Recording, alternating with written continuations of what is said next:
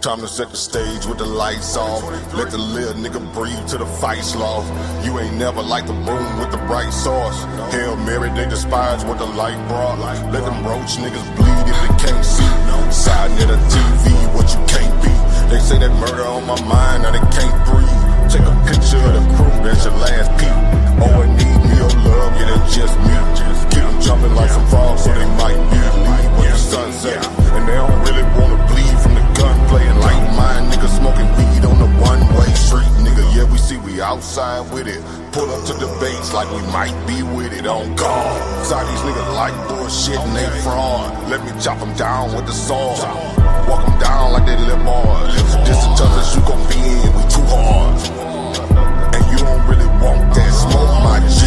With sa.neter TV, this the toughest environment, the toughest environment, the toughest environment to be in, toughest environment, the toughest environment, the toughest environment to be in, toughest environment, the toughest environment, the toughest environment to be in, toughest environment, the toughest environment, the toughest environment to be in, toughest environment, the toughest environment, the toughest environment to be in, toughest environment, the toughest environment, the toughest environment to be in.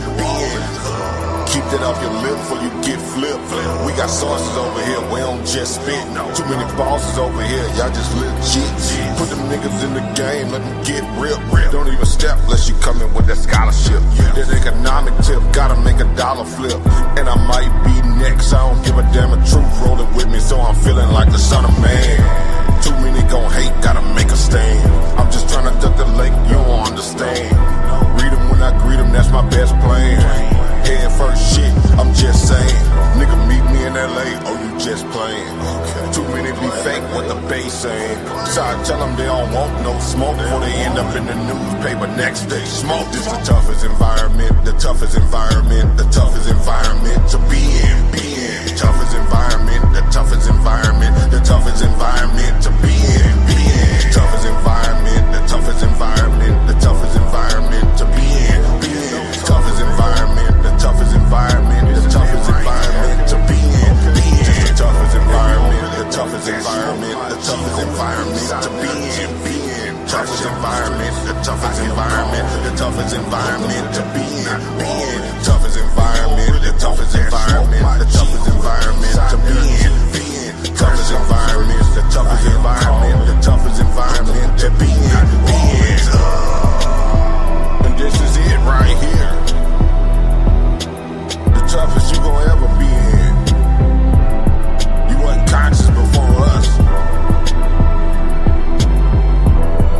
Y'all niggas was asleep. We woke the sleeping giant. We did it. sa.neter TV.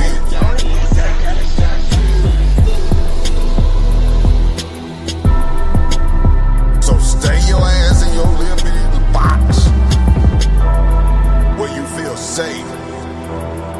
Cause it's motherfucking monsters over here. Real monsters. Peace and Pan-Africanism to Brother Herman Smalls in the toughest environment you can be in. Yeah.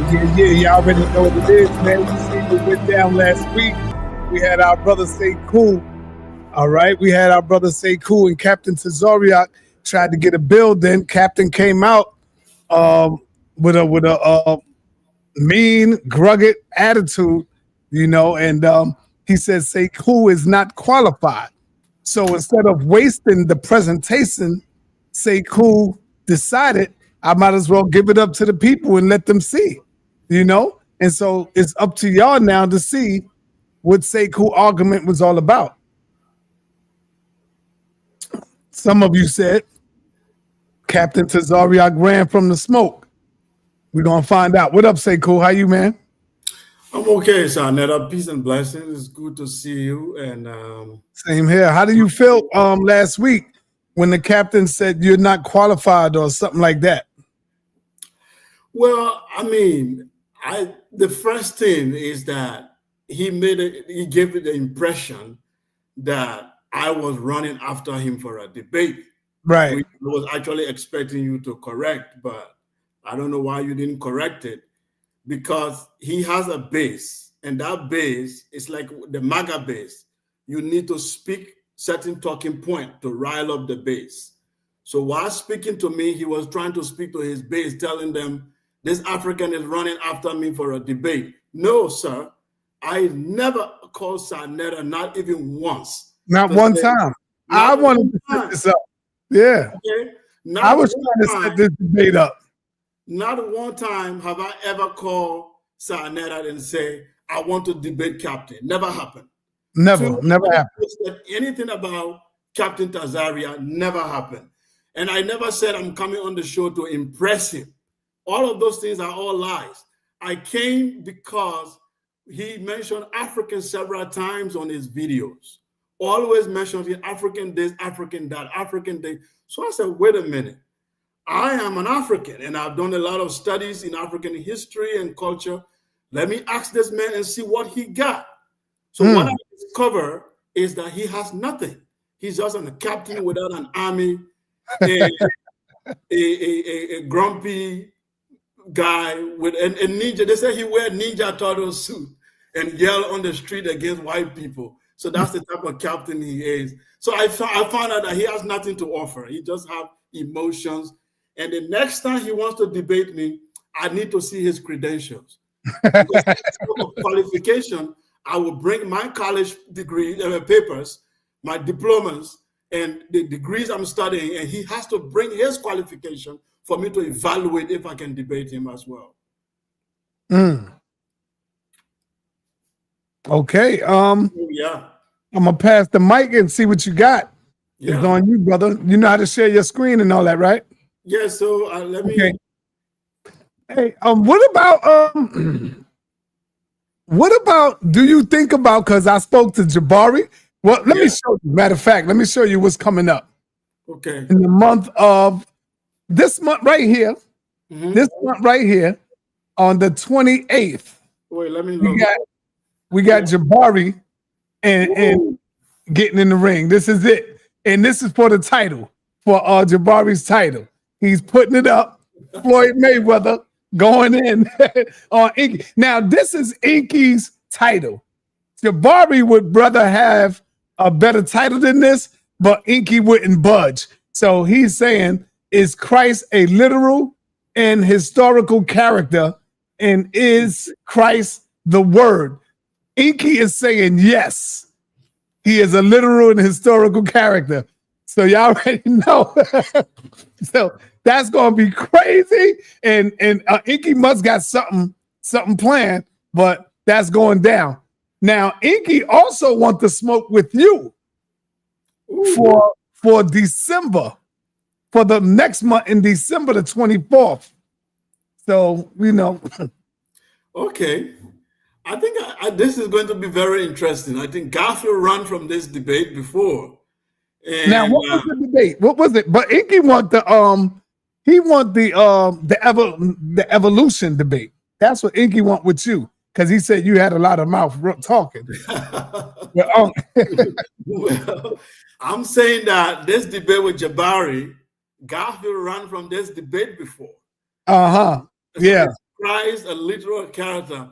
You know, it's very simple. Jabari going to kill him in the first round because they can't prove a Jesus walking on water. They are going to say there was one guy somewhere. Well, I can say there's a Jesus in Africa right now. There's a guy in Kenya. His name is Jesus. So was he the guy who walked on water and raised the dead? No. That's why you can't prove. So good luck to Inky, but I think Inky will just talk a lot, but no information. All right, brother. So I'll pass you the mic and let you go ahead and do what you do. Okay. Let's see tonight how we can put ISUPK under scrutiny and see whether they can stand the test. Is my screen sharing? It's coming up. Yes, your screen is sharing. All right, perfect. So tonight I am here because sa.neter invited me a few days ago to have a roundtable discussion with Captain Tazaryach of the ISUPK. The purpose of our meeting was that I said I have a lot of questions and I want to ask some questions about this ideology because I feel like they say a lot of things about African people. And I believe, as a Pan-Africanist, I believe in the global unity of Black people and African people, despite our differences. I believe in the geopolitical connection of our people globally for their collective success, despite our differences. But when I hear an ideology that is creating divisiveness, and I said I wanted to ask questions. So sa.neter had a sit down and said, we're going to have a talk. If that talk might eventually evolve into a debate. Right. So I came with 3 questions. And just in the first round, it became an attack and we yell on each other. We never get to discuss. So tonight, I want to deal with one of those questions that I asked. Because if I want to deal with all 3, believe me, it will take me days. So I'm going to deal with one tonight. Then sa.neter will give me a chance again. I will come back and do part 2 and part 3. So I'm dealing with part 1 tonight. So the ideology, the ISUPK ideology under scrutiny. This ideology that people call themselves the Black Hebrew Israelite, it's not new. There have been Black people in America who've been calling themselves that they are the Hebrews and they were connected to the Israelite of the Bible. And one man broke out of that Hebrew system. His name was Abba Bivan. Abba Bivan belonged to the commandment keepers. The commandment keepers were a group of Israelites who said they were connected to Ethiopians. He broke out from them and wanted to create a New Testament type of Israelite movement. He created the organization at One West that later on, I said the ISUPK is an offshoot, which he denied.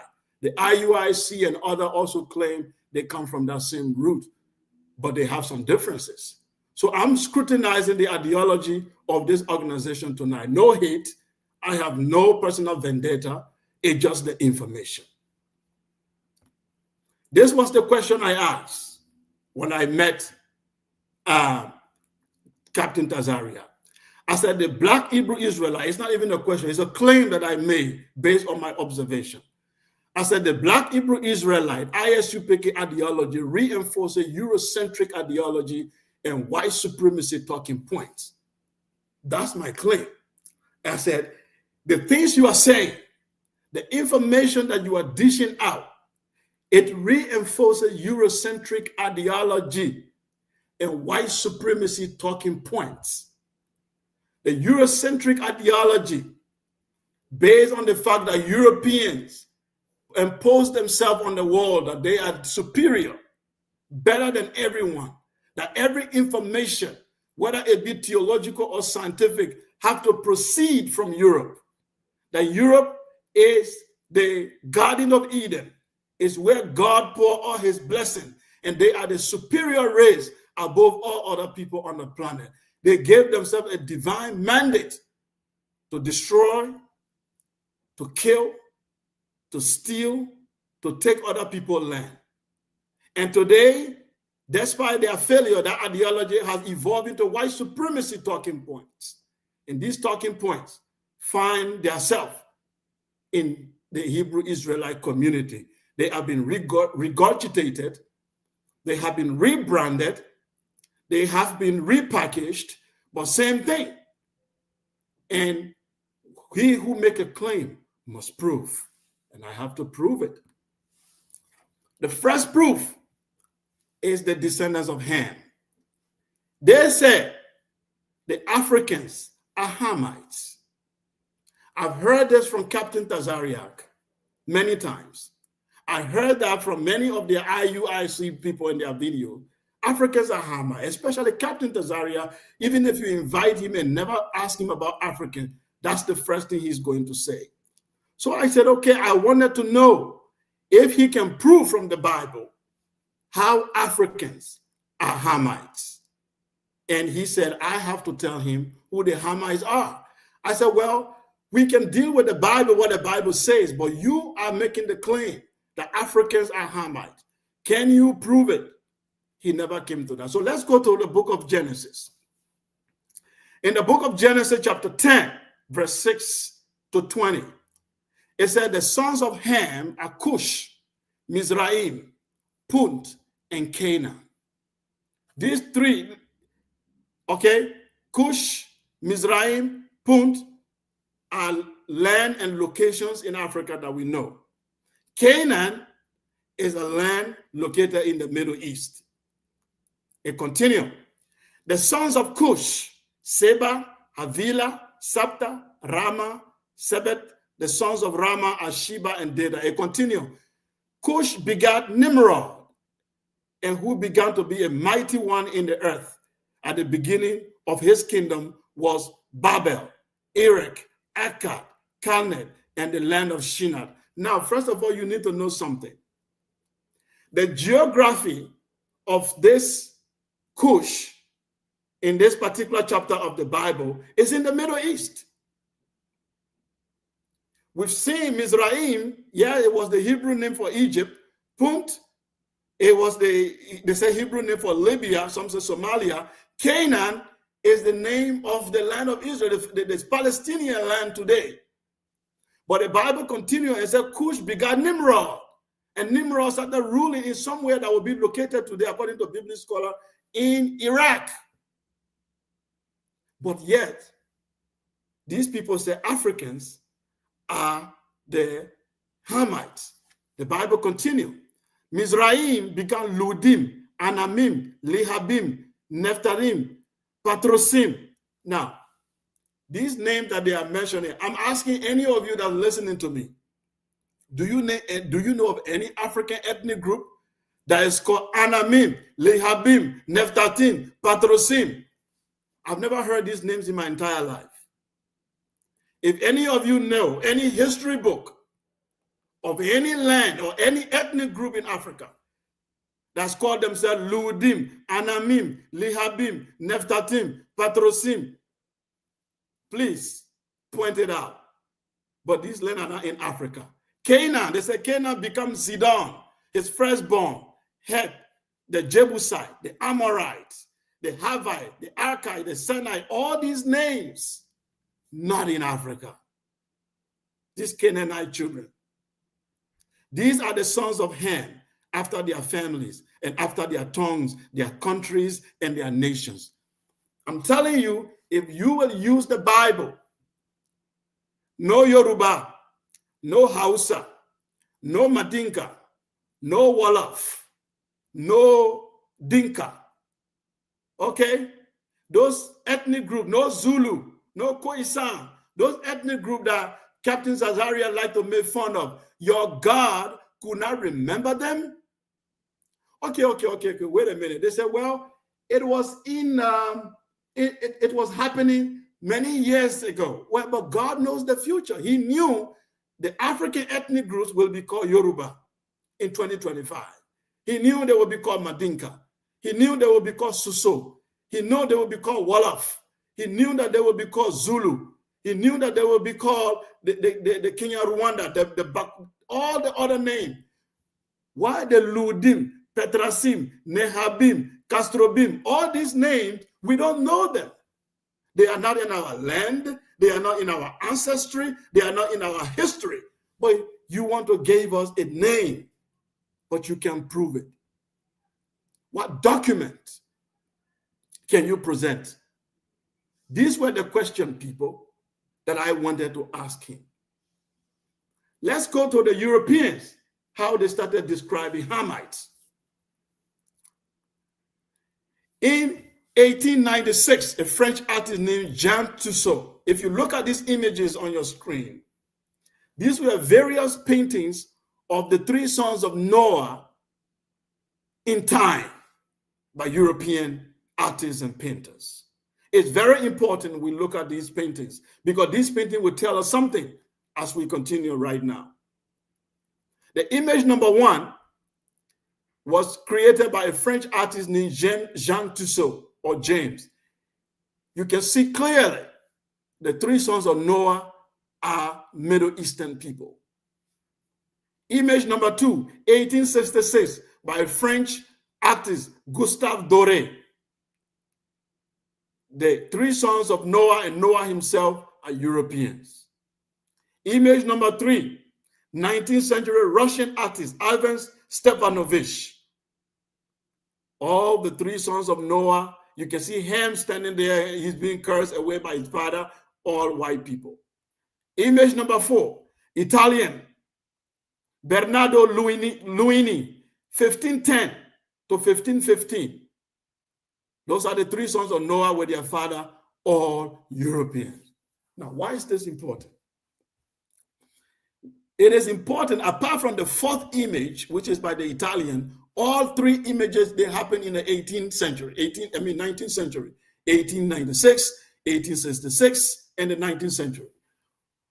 This was a period the abolitionist movement was going on. People were fighting and trying to debunk the Hamite theory, which was created by early Europeans to justify enslavement. We're going to see that very soon. But as Europeans began, the abolitionists and other people began to attack them to prove. They couldn't prove. Nowhere does it say Hamites are black or they are Africans. They began now to repaint them in this image. But despite all this, biblically you cannot prove. Historically you cannot prove. Your captain, hear what he said in one of his podcasts. This volume is not very high, so I guess sa.neter will put the volume also you guys can hear this video.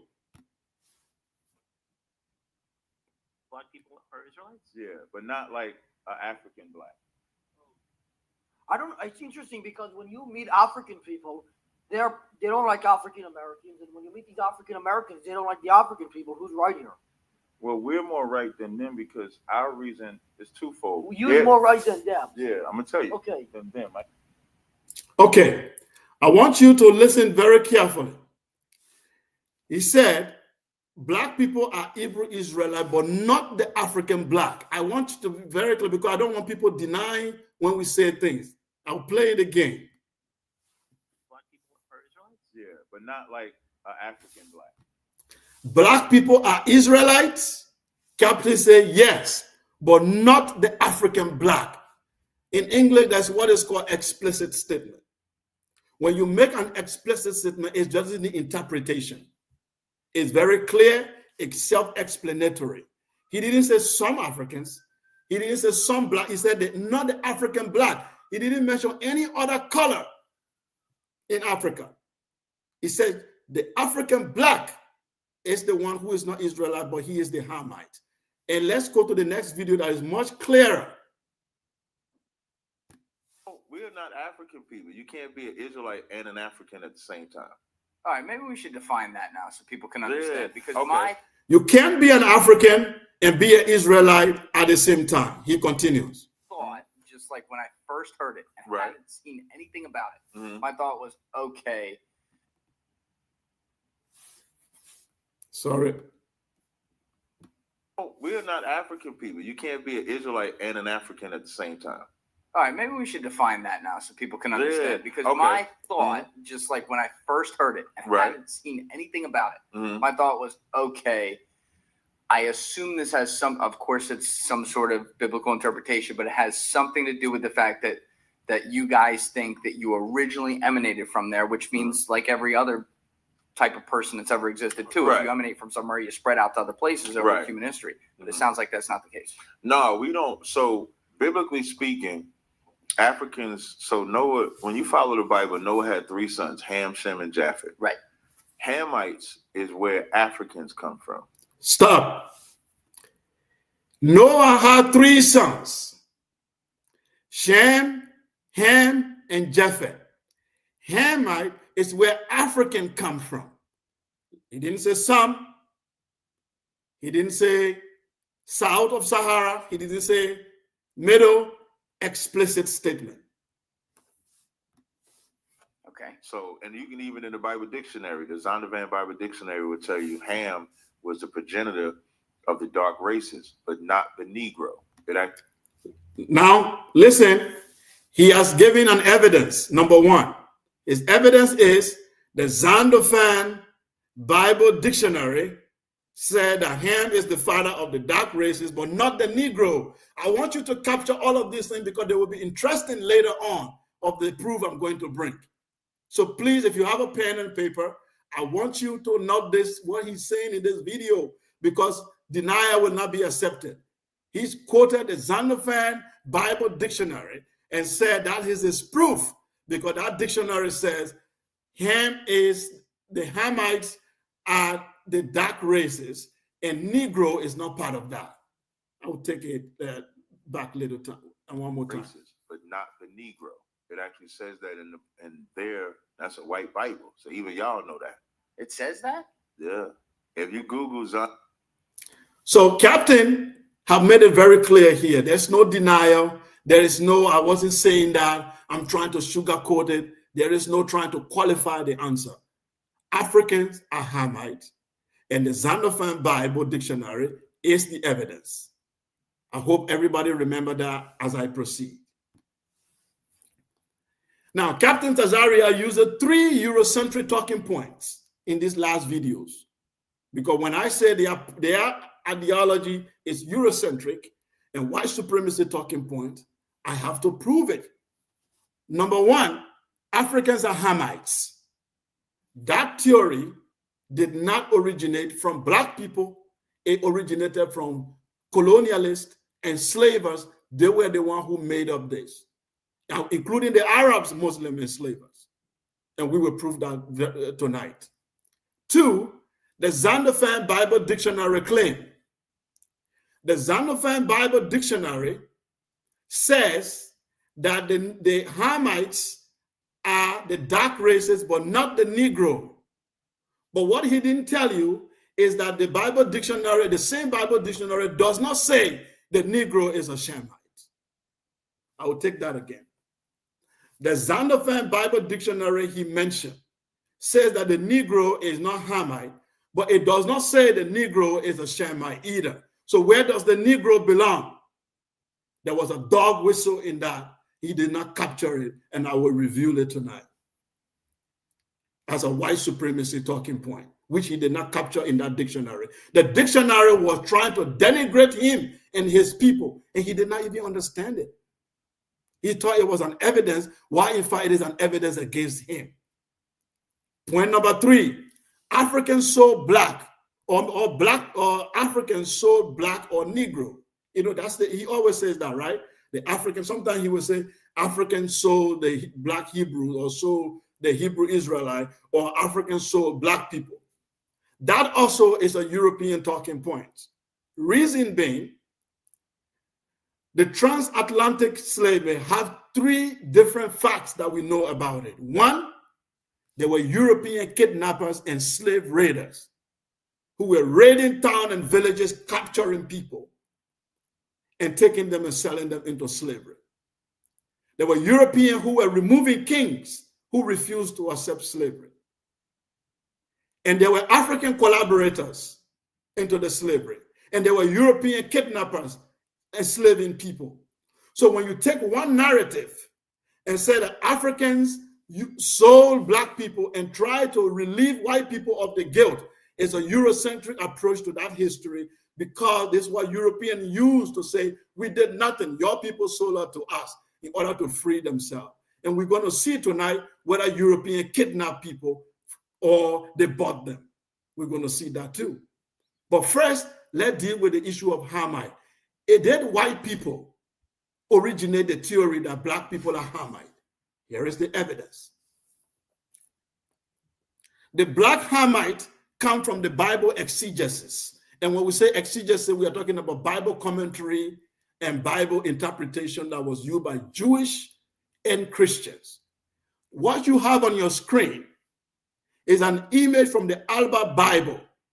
The Alba Bible is a 15th century Bible translated by Rabbi Moses and some other Christian. They call it the Christian friars, the Christian a group of Christian scholars in medieval Spain. In Spain, they translated this manuscript of the Old Testament Bible from Hebrew into a Spanish language. And while they were doing it, they decided to do illustrations of the stories in the Bible. Mind you, this is 1422, the beginning of slavery. Look at the image very well. In the middle, behold, a black Hamite. Look at the picture on the image. If it is blown out, I don't know if your screen is seeing it. We are now starting to see the first Hamite being painted as a black African or black people, as at the time, the term African has not even been used, but we'll come to that. A black man has become a Hamite when 1422 to 1430, slavery had just begun. They never said that before. Slavery had just begun, and the Bible, translated in Spain, the illustrated Bible, is now putting a black man as a Hamite. This was the beginning of Bible believer conspiracy against black people. Because when you use the word Christian or you use the word Hebrew, Jewish, is to try to give them little pockets.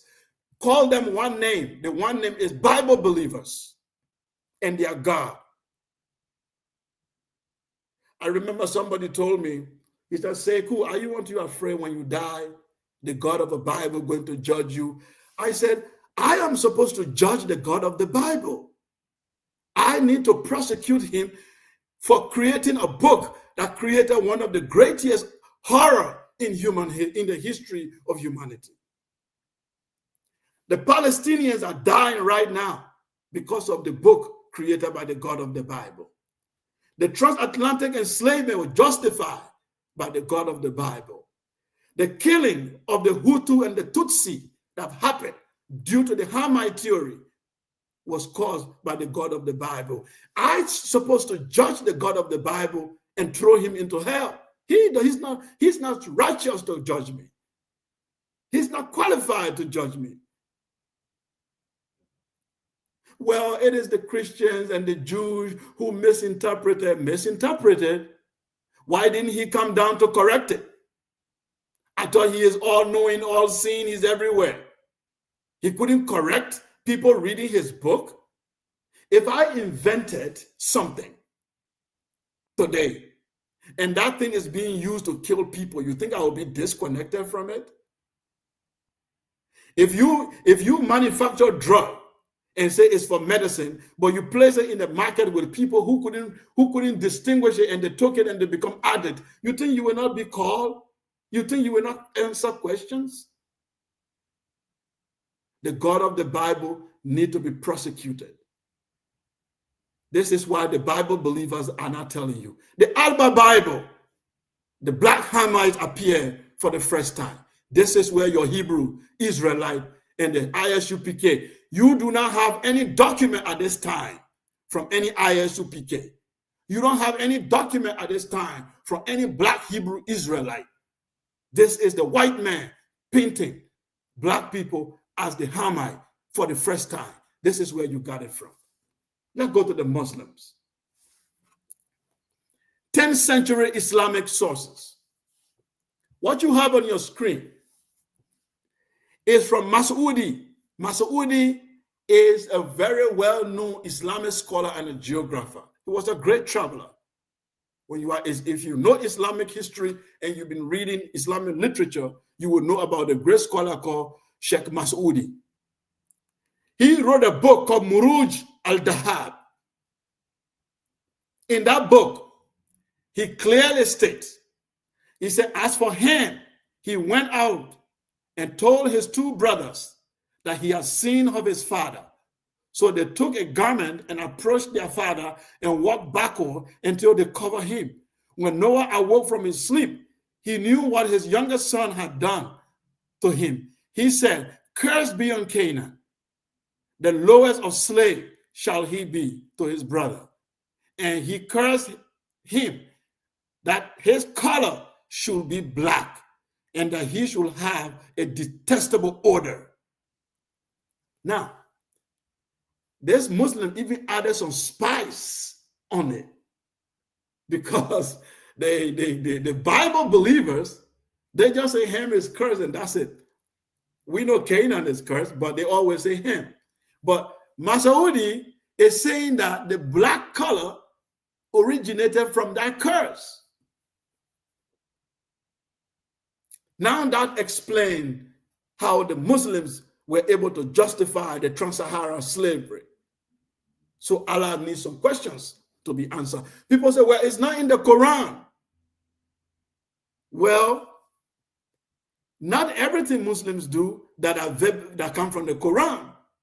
The entire Islamic literature is built on three things. One, the Quran.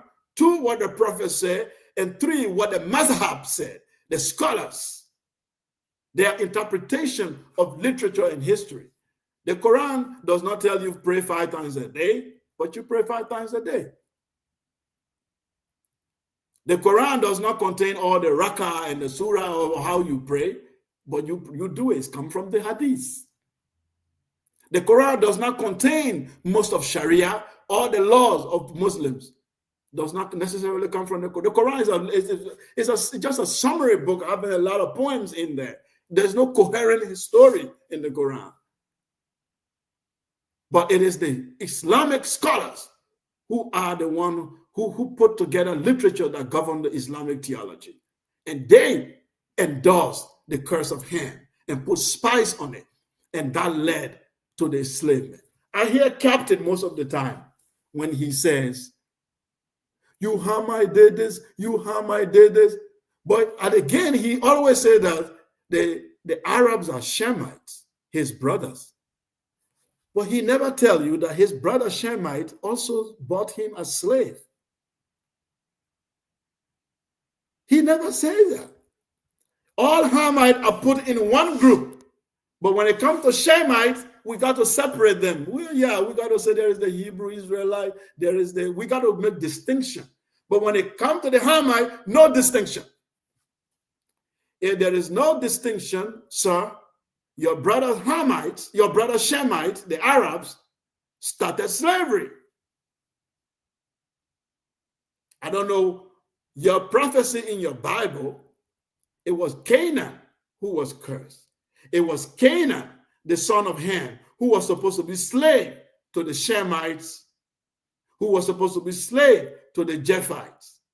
But I'm wondering how Hebrew Israelite who was Shemite turned out to be the slave, sold by Hamites. I don't know whether they got the prophecy upside down. But that's just by the way. I digress. The Muslims' literature supports slavery, and the evidence is right before your eye. Masoudi. This is 10th century, by the way, 10th century. This is before the European slavery will begin. The transatlantic slavery of the European, before they will even begin, this is what the Muslims were already saying. But what is this Hamite story all about? Why is everybody trying to make black people Hamites? Why? No evidence for it in the Bible, no evidence for it in the Quran, but for some reason it exists in their literature. What is the reason? I'll give you a summary very quickly. There are two branches of the Hamite hypothesis, and I want you to keep them in mind. These two branches, one of the branch is the Bible theology, and the Bible and the Islamic theology of Ham, which teaches that Ham was the son of Noah and he was cursed. But the idea is that Ham is equal to black. This is what all of them say. Ham is equal to black, and black is cursed, and black is inferior, and black is uncivilized, and black is unintelligent. That's why everybody don't want to be Ham. Nobody wants to be Ham. You know why? Because in the Bible believer world and the Muslim world, Ham is equal to black, Ham is equal to cursed, Ham is equal to inferior, Ham is equal to uncivilized, Ham is equal to unintelligent. Anytime they use the word Ham, that's what they mean without saying it. And we will find out that's what they really mean. Ham is equal to black, Ham is equal to cursed, Ham is equal to inferior, Ham is equal to uncivilized, and Ham is equal to unintelligent. You hear Captain when we were talking in the meeting, I'm superior than you. That's the dog whistle. I'm superior than you. Well, that's what the white man told you for 500 years. He uses the Bible to say he's superior than you. That's what he's been using for all these years. Now, then in the Bible theology of those who believe in this curse of Ham, there are two groups. There is the polygenesis and the pre-Adamite theology.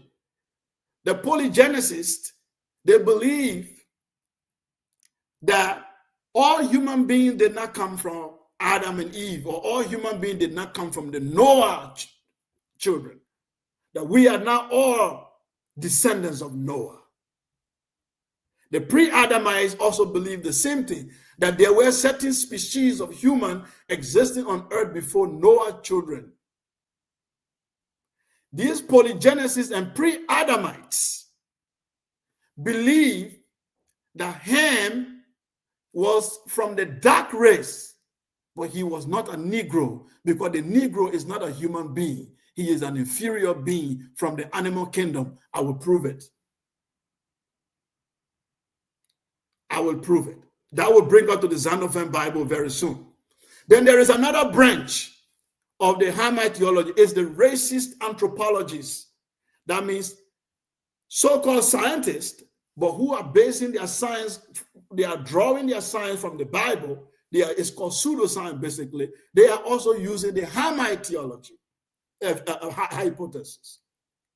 So the pseudoscientists and the Bible polygenesists are all pushing the idea of Ham. But what is the difference? The racist anthropologists believe that Africans are Hamites, but the Hamites, I take it back. The racist anthropologists believe that Hamites are white Caucasians who develop dark skin on the continent. Hamites are white people who developed dark skin on the continent, and they were responsible for all the civilization on the continent, including ancient Egypt. And Negro were the original inhabitants of the continent, and they are inferior and they are unable to create civilization. That is the racist anthropology position. The Bible theologians, polygenesists, and pre-Adamites, they said, no, the Negro does not belong to the Adam and Eve family, and they did not descend from Noah family. They are animals. But all of them, when you put their theory together, they all say Hamites just mean Hamites are inferior, the Negro is less inferior. That is all their theory, if you break all of them down. So that brings us to the Xenophon Bible, which Captain used as evidence, that says that the Negro are not part of Hamites. Let's go to the Xenophon Dictionary. Here it is, ladies and gentlemen. 1967, Xenophon Compact Bible Dictionary. That's the full name. Xenophon Compact Bible Dictionary.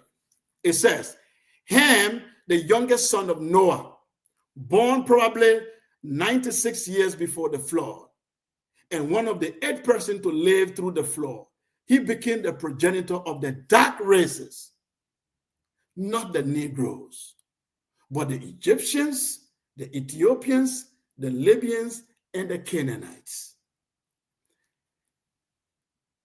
Now, the Hebrew Israelite and the ISUPK, they just read this passage and they jump and run with it because they were afraid to be called Hamite. And you know why. I already told you why nobody wants to be Hamite. Now that they say Negro is not Hamite, they celebrate. But don't celebrate so soon, because we are going to look at other part of the dictionary. Don't celebrate so soon. Let's go to the Shemites. Xenophon Bible Dictionary, 1967. Shem, the oldest son of Noah, born when his father was 502 years. old. In Genesis chapter 5, verse 32, 11 to 10, chapter 11 and then 10. He was the ancestor of the Semitic races, including the Hebrews, the Arabs, the Assyrians. He was a man of faith, and he lived to the age of 600 years. Notice something. I don't know if some of you are reading. Did you notice something?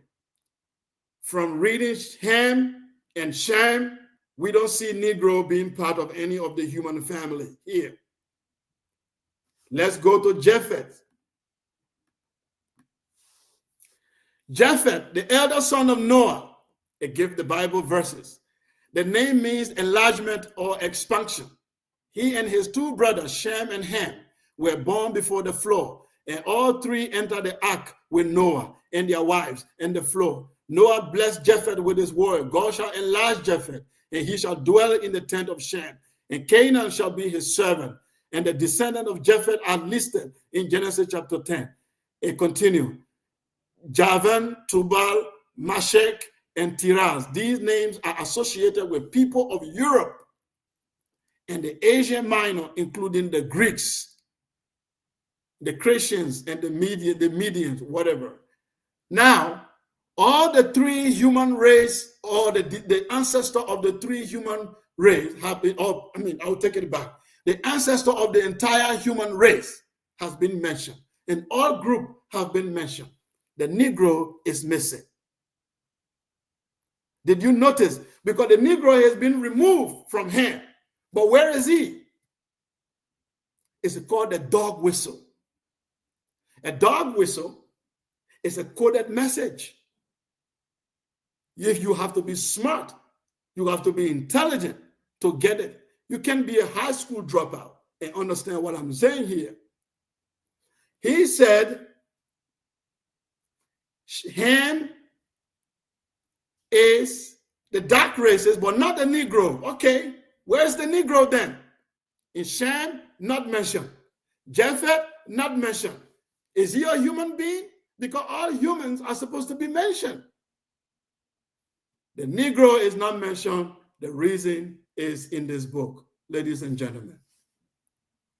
The Negro, a beast in the image or the image of God, a book published in the year 1900. The Negro is not a human being. I'm going to read the book, so it will not be that Sekou made it up. I'm going to stop sharing and go directly and share the screen again and bring the book itself on the screen and read from the book on page 87. And let it tell. I will come back to the slide, but I want to read the book so you know who the Negro is and why he's not mentioned in that dictionary. Stop sharing. Oh, so now I want to share my screen again.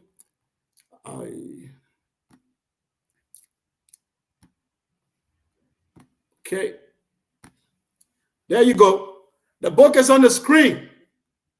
So everybody going to have a source. Sekou did not make it up. Let me go to the title of the book and the publication.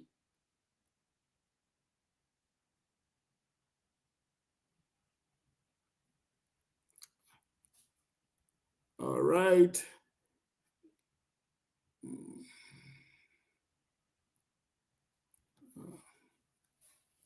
Sorry, ladies and gentlemen, I'm trying to capture.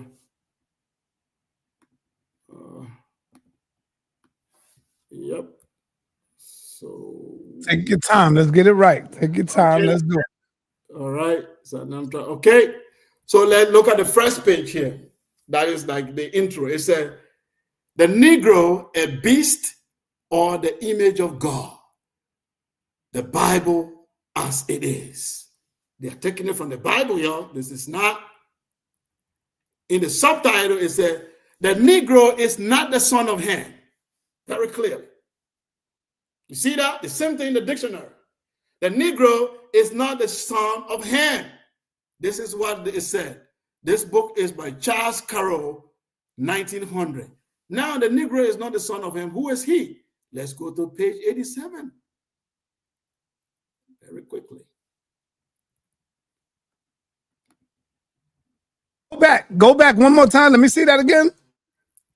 Okay. I was trying to get a screenshot and you went right off of it. I wanted to see go look that up. The title? Yeah, go back to the beginning, right there where you were saying the Negro. Okay. The Negro is not. So I was trying to get a screenshot and you just went off of it. Okay, sorry. Let me go back. Yeah, I got to go look that joint up right there. Yes, the book is terrible, bro. And you're saying that Captain was using this book or no? Captain was using the dictionary, but the dictionary is, as I explained, the dictionary said the Negro is not Hamite. Uh-huh. So anytime the Europeans say the Negro is not Hamite, they do not mention the Negro in any human family. That is a dog whistle based on, because this book is the first to say Negro is not Hamite, but is an animal. That's what they're trying to tell you without saying it. Oh, I got you. Damn.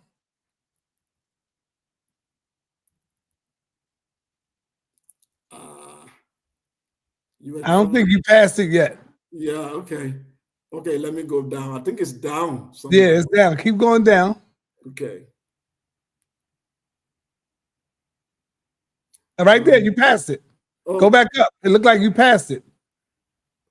Go back up. Oh, no, you didn't. No, you didn't. Not yet. Yeah, it was somewhere here. I don't know what happened. It was all the way up. All right, go ahead. Go ahead. I'll get it. I'll get it on the video when we finish. Right.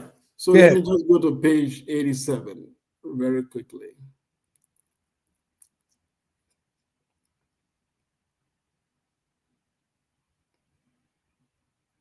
All right. Page. All right. 82, 83.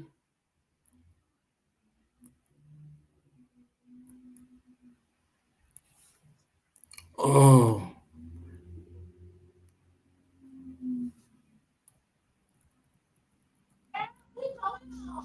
You know what's happening, sa.neter? What's happening?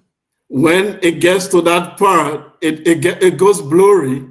I don't know, they are censoring it. Oh my goodness. They are censoring it. The screen, that part of the book, it just go blank. Even the way it said Negro, the first chapter I show you, right now it's not even showing anymore. Oh shit. See, you should have took screenshots, bro. Yeah. But can you see it on your end though? Yeah, if I take it out from the screen, I see it. All right, so just read it. Just read it, whatever you see. All right. And then you can tell the people if they want it, they can how to get the book. Yeah, I can get it back on and then they can get it. So let me read directly. Let me get back on the screen and then read it. So I'm going to read it directly.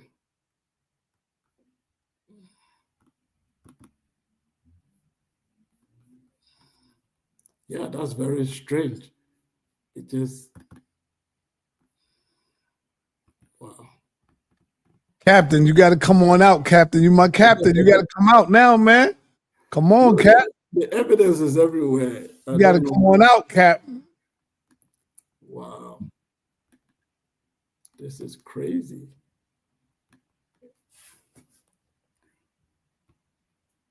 This has never happened before. Just a minute, sa.neter. I have to get it out. It's an entire book. I had a PDF copy. So they not letting you screenshot it? You can screenshot it and share it like that. All right. Okay. Yeah, on my phone, right? I can screenshot it. Okay, let me see. Yeah, because this book is very, very important. It gives you, the Negro is a beast. It tells you exactly, wow, I can't believe that the screen will do this. Even right now, it's not, it just went blank. So let me open it here on my phone. Or do the presentation. When I finish, we go back to it. What do you think? sa.neter? Say that again. Should I continue with the other slides? Then we go back to it. Yeah. Let's do that so you don't waste time. Kill the momentum. Right. Of the slides. So, but I will bring it back up. Even during question period, I will get it back up together. So, but that's the title on the screen right there. Yeah, you know, I screenshot this one so you can see it very clearly. But if you go back on the screen right now, if I put it at this page, it wouldn't show anymore. Where it said the Negro is not a son of Ham. Then you read down, it said that he's actually an animal.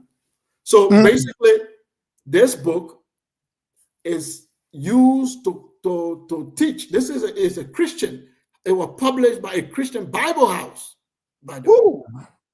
The Bible house published it, that Negroes are not humans, that the Christians have committed a greatest error by allowing Negroes to be called human beings, because the pre-Adamites are not humans. Noah's descendants are actually the Hamites. And the Hamites are light-skinned people, are Caucasians who develop dark skin. That's why the dictionary used the word dark races. But Captain doesn't know, probably because he never even heard of this book. The Negro is a beast. I'll proceed. So, some of the claims that captains always make in the ISUPK, and the premise of all of their argument is false. It's one, that African soul Black people. I know you always hear him say that. African soul Black people, Hamites, soul Hebrew, they change it all the time. The premise is false because it is, even using that term African during slavery is anachronistic and Eurocentric for a reason. Yes, we understand today that the landmass of the continent we are referring to is now called Africa. And there is a geopolitical term. African use it today as a geopolitical understanding that they are a people with similar political ideology, with a similar culture, and they are adding together to have one voice on the geopolitical scene. But at the time of the 14th century, 15th century, 16th century, when the slavery was going on, they are not calling themselves Africans.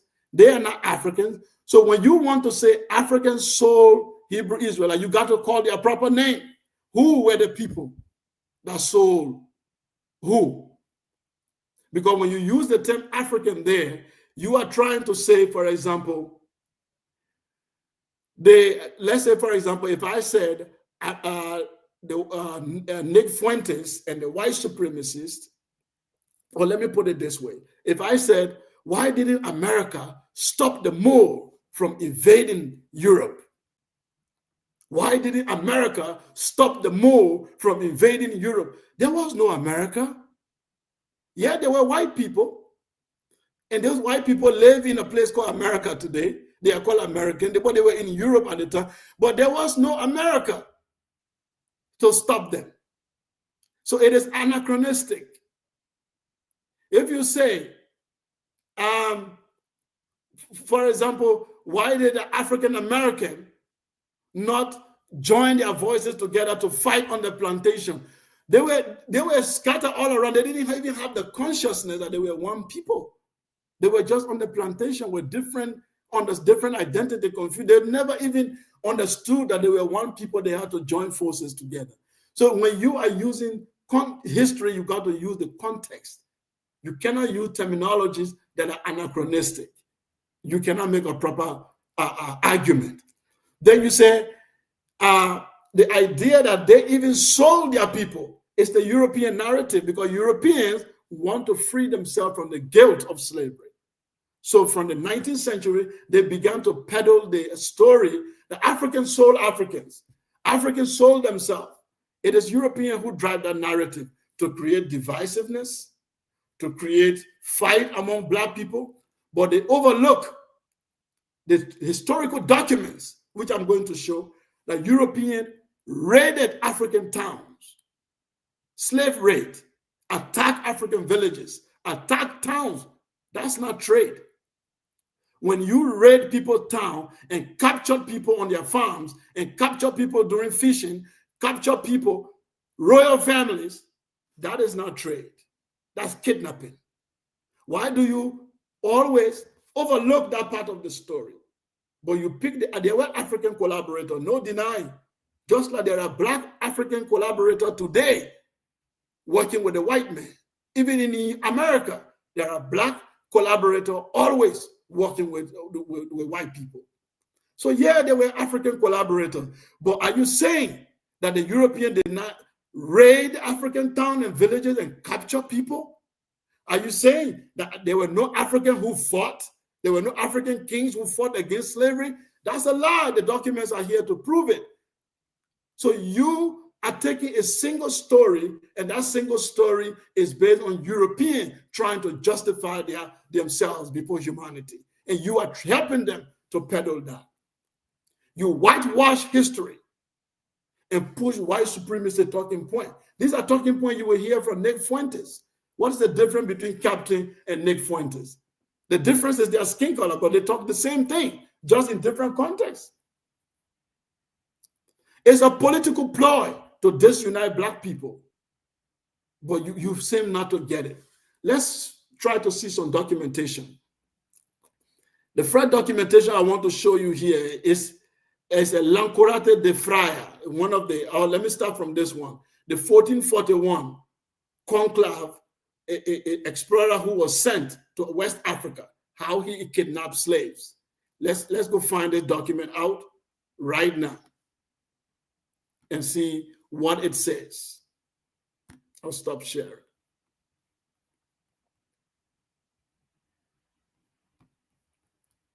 We'll find out how Europeans raided African towns.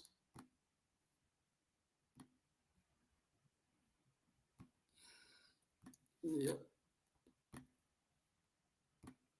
Okay. No, let's start with this one before I go to, okay, let me go to that. Let me see. Okay, here you go. So I hope Captain have read the story before, because the primary document exists in Portuguese, some of them in Spanish, but this particular one I think is in Portuguese. But here it does a brief story I'm going to take from Wikipedia, but you can go look for the real document. It's in Portuguese and it's been translated. In 1441, Concave was sent by Henry the Navigator to explore West Africa. They show his image here. Here he is. He was sent by Henry the Navigator to explore West African coast in an expedition under the command of Nuno Tristão. As Concave was considerably younger than Tristão, his duty was less exploration than it was hunting the Mediterranean monk seals that inhabit West Africa. After he had filled his small vessel with the seal skin, Concave, on his own initiative, decided to capture some Africans to return to Portugal. With 9 of his crewmen, Concave captured a tribesman and a black woman who were working as servants for a group. An alternate record shows that Concave has captured a chief and 2 of his subjects who were fishing in an area claimed by Portugal. Now, this is the very beginning of slavery. This guy is an explorer. First time he's getting to the African coast. He's not doing business. He didn't meet a market of people. He didn't meet anywhere of a seaport they are selling people. He captured people who were fishing. He captured women who were on their way probably to the farm.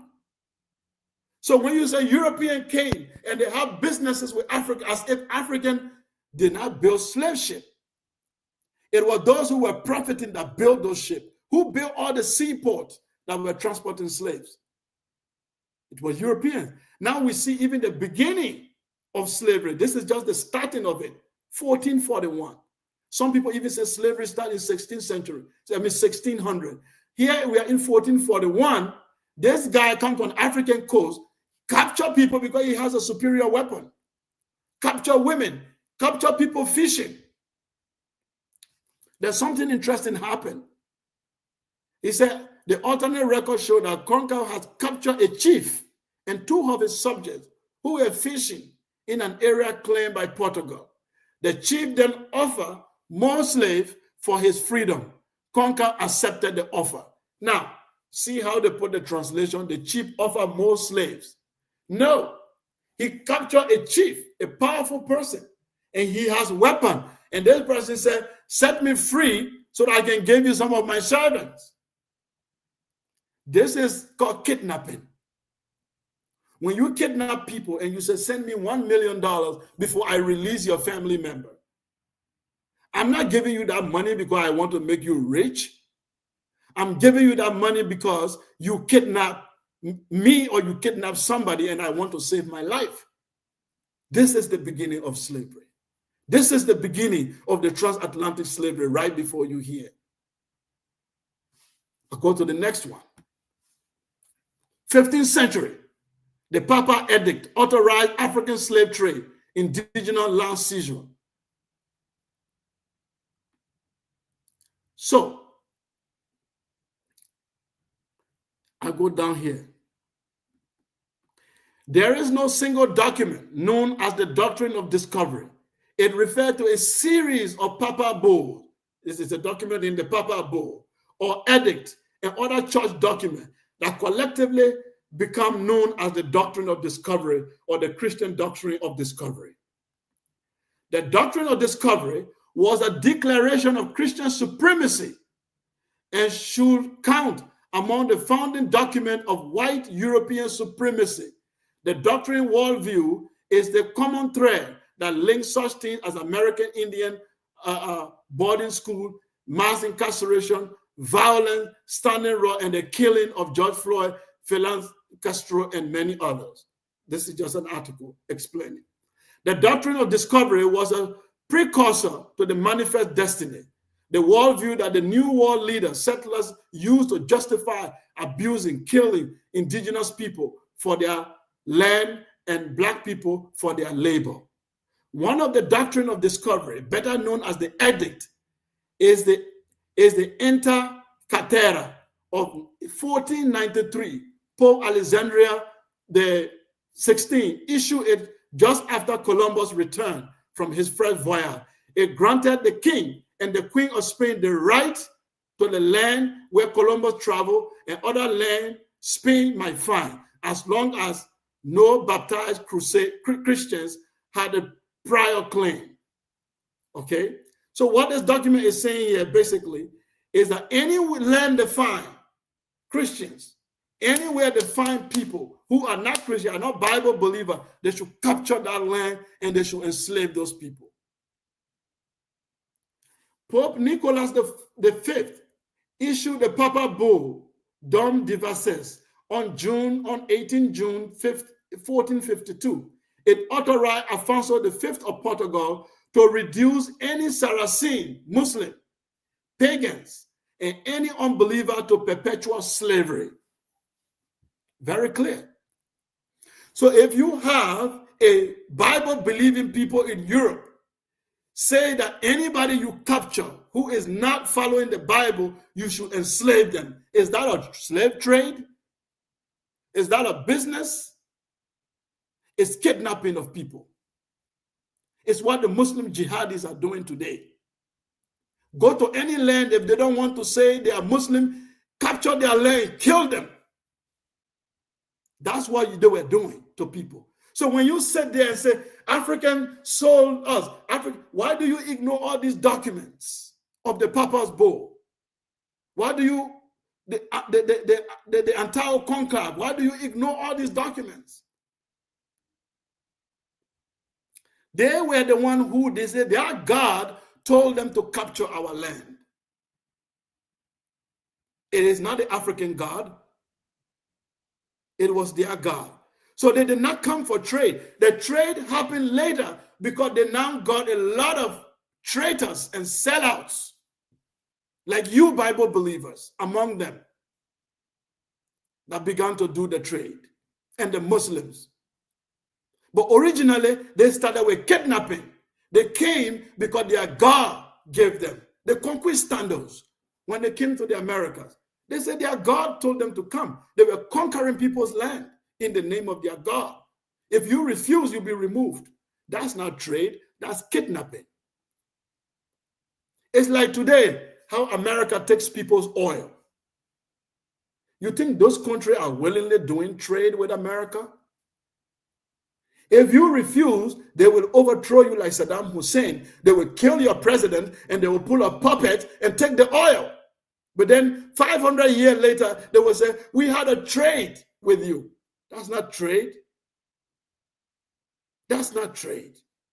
Today, they decide the prices of oil in the market. If you refuse, there will be a military coup d'etat in your country and your president will be removed. Then 500 years later, it was a trade. Are we dumb that we are allowed people to sell a single story and we believe it? They were black sellout. Black people are always, there's black sellout. You always have a Candace Owens in every black community. You always have a Captain Tazaryach who don't want to be black, but claim to be black, but hate other group of black. You always have those among black people. But there were always people of dignity. There were always black people who fought back. One of them, King. Let's raise here. The King of Congo. King Vwemba Nzinga is commonly known as Alfonso I of Congo, or King Mbemba. He was a Congo king who ruled over the Congo Empire from 1509 to late 1542 to 1543. He wrote a letter in 1526 to the Portuguese king decrying, I repeat, decrying the capture of his subjects to be taken as slaves in the transatlantic slave trade. Capture, capture. Remember the word, capture. He wrote a letter.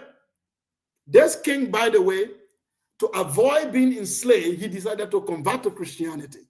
Because the Pope has said, anywhere people do not convert to Christianity, capture them, enslave them. If they need some compensation, give them some compensation, but take the slaves anyway. So this king, they converted, pretending to be Christian just to survive. But despite being Christian, they were still coming and capturing people. And he wrote a letter. He said, bro, I thought we were all good. We were serving this crazy God of Israel somewhere in the cloud. Why are you capturing my people now? Why? The Portuguese were also assisting, they were assisting brigands. You know what brigands mean? Criminals in Congo, illegally purchasing free people as slaves. So there were criminals, outlaws, bandits in the society who wants to survive. Probably they have been excommunicated by the community. They're like, yo, these people send us out of the community. We will be working with these goddamn Portuguese as long as they gave us some arms and they gave us some money. If the law and order breaks out in America today, don't you think people will sell each other? You don't know that? And they make it to say it happened only on black continent. Go and read the history of the Mamluks, how this white people sold white people when Europe collapsed. The Black Sea slave trade and the Mamluk slave trade into Egypt, bringing white slaves bought in Europe because their law and order was broken down. So when the European indoctrinate you, black people sold black people. Why did you kidnap people then? Why did Antao Goncalves capture people? Why did the Pope issue edict to capture people land and enslave them? And there was a free trade going on. Free trade. I continue. He said the Portuguese were also assisting brigands in Congo and illegally purchasing free people as slaves. This letter contradicts the story that African kings sold their own into slavery. Okay? Into slavery, as has been retold countless times in history books. Moreover, this is also similar to Queen Nzinga stands against slavery century later. She fought almost 40 years against Portuguese for the freedom of people. Alfonso I Congo wrote. Let's read his letter. Verbatim. Each day, the traders are kidnapping our people. God damn. Listen to those words. This is an African king writing. Each day, the traders are kidnapping our people. You know what kidnapping is? In America, when you kidnap, what happened to you? You go to jail. You are a criminal. So those Bible believers were criminals. Each day, the traders are kidnapping our people. Children of this country, sons of our nobles and vassals, even people of our own family. Listen to this, man. They even tell you that this king was not free. He was not free because he was very constrained. You can see he's writing with all humility. He said, but they are capturing nobles, vassals, and even people of our own family, royal family. Do you sell royal family into slavery? They are captured, bro. They are kidnapped. There's corruption and depravity are also widespread, that our land is entirely depopulated. We need this kingdom, only priests and school teachers, no merchandise, unless it is wine and flour for mouth. It is our wish that the kingdom not be a place for trade and transport of slaves. God damn. Captain, this is an African king writing. This is an African king writing. The Bible believers of Europe, your brothers, the Shemites of the Arabs, they didn't write this. The God of Israel could not speak. He was deaf and dumb. This is what an African king wrote. Many of our subjects are eagerly lost after the Portuguese merchandise that your subjects have brought into our domain to satisfy the inordinate appetite. They seize many of our black free subjects. They sell them. Many of the subjects are eagerly lost after Portuguese merchandise. They enticed them. They brought wine. They brought alcohol. And they began to, it's like drug addiction. It's like you put drug in the community, and people who have become drug addicts, you blame them for buying drugs. That's what is going on here. That's what is happening. That's what they did to you in America till today. They are doing it. Black violence, black and black crime. Charlie Kirk was going around saying it is black people who are committing violence in America. But you know that's a lie. It's a single story. It's a white supremacist story to push their agenda. That's what you are doing today. But you are saying it to American, African people. But the documents are here. I will stop sharing. Reading this letter, we're going to waste my time. But that is there for you to read, Captain.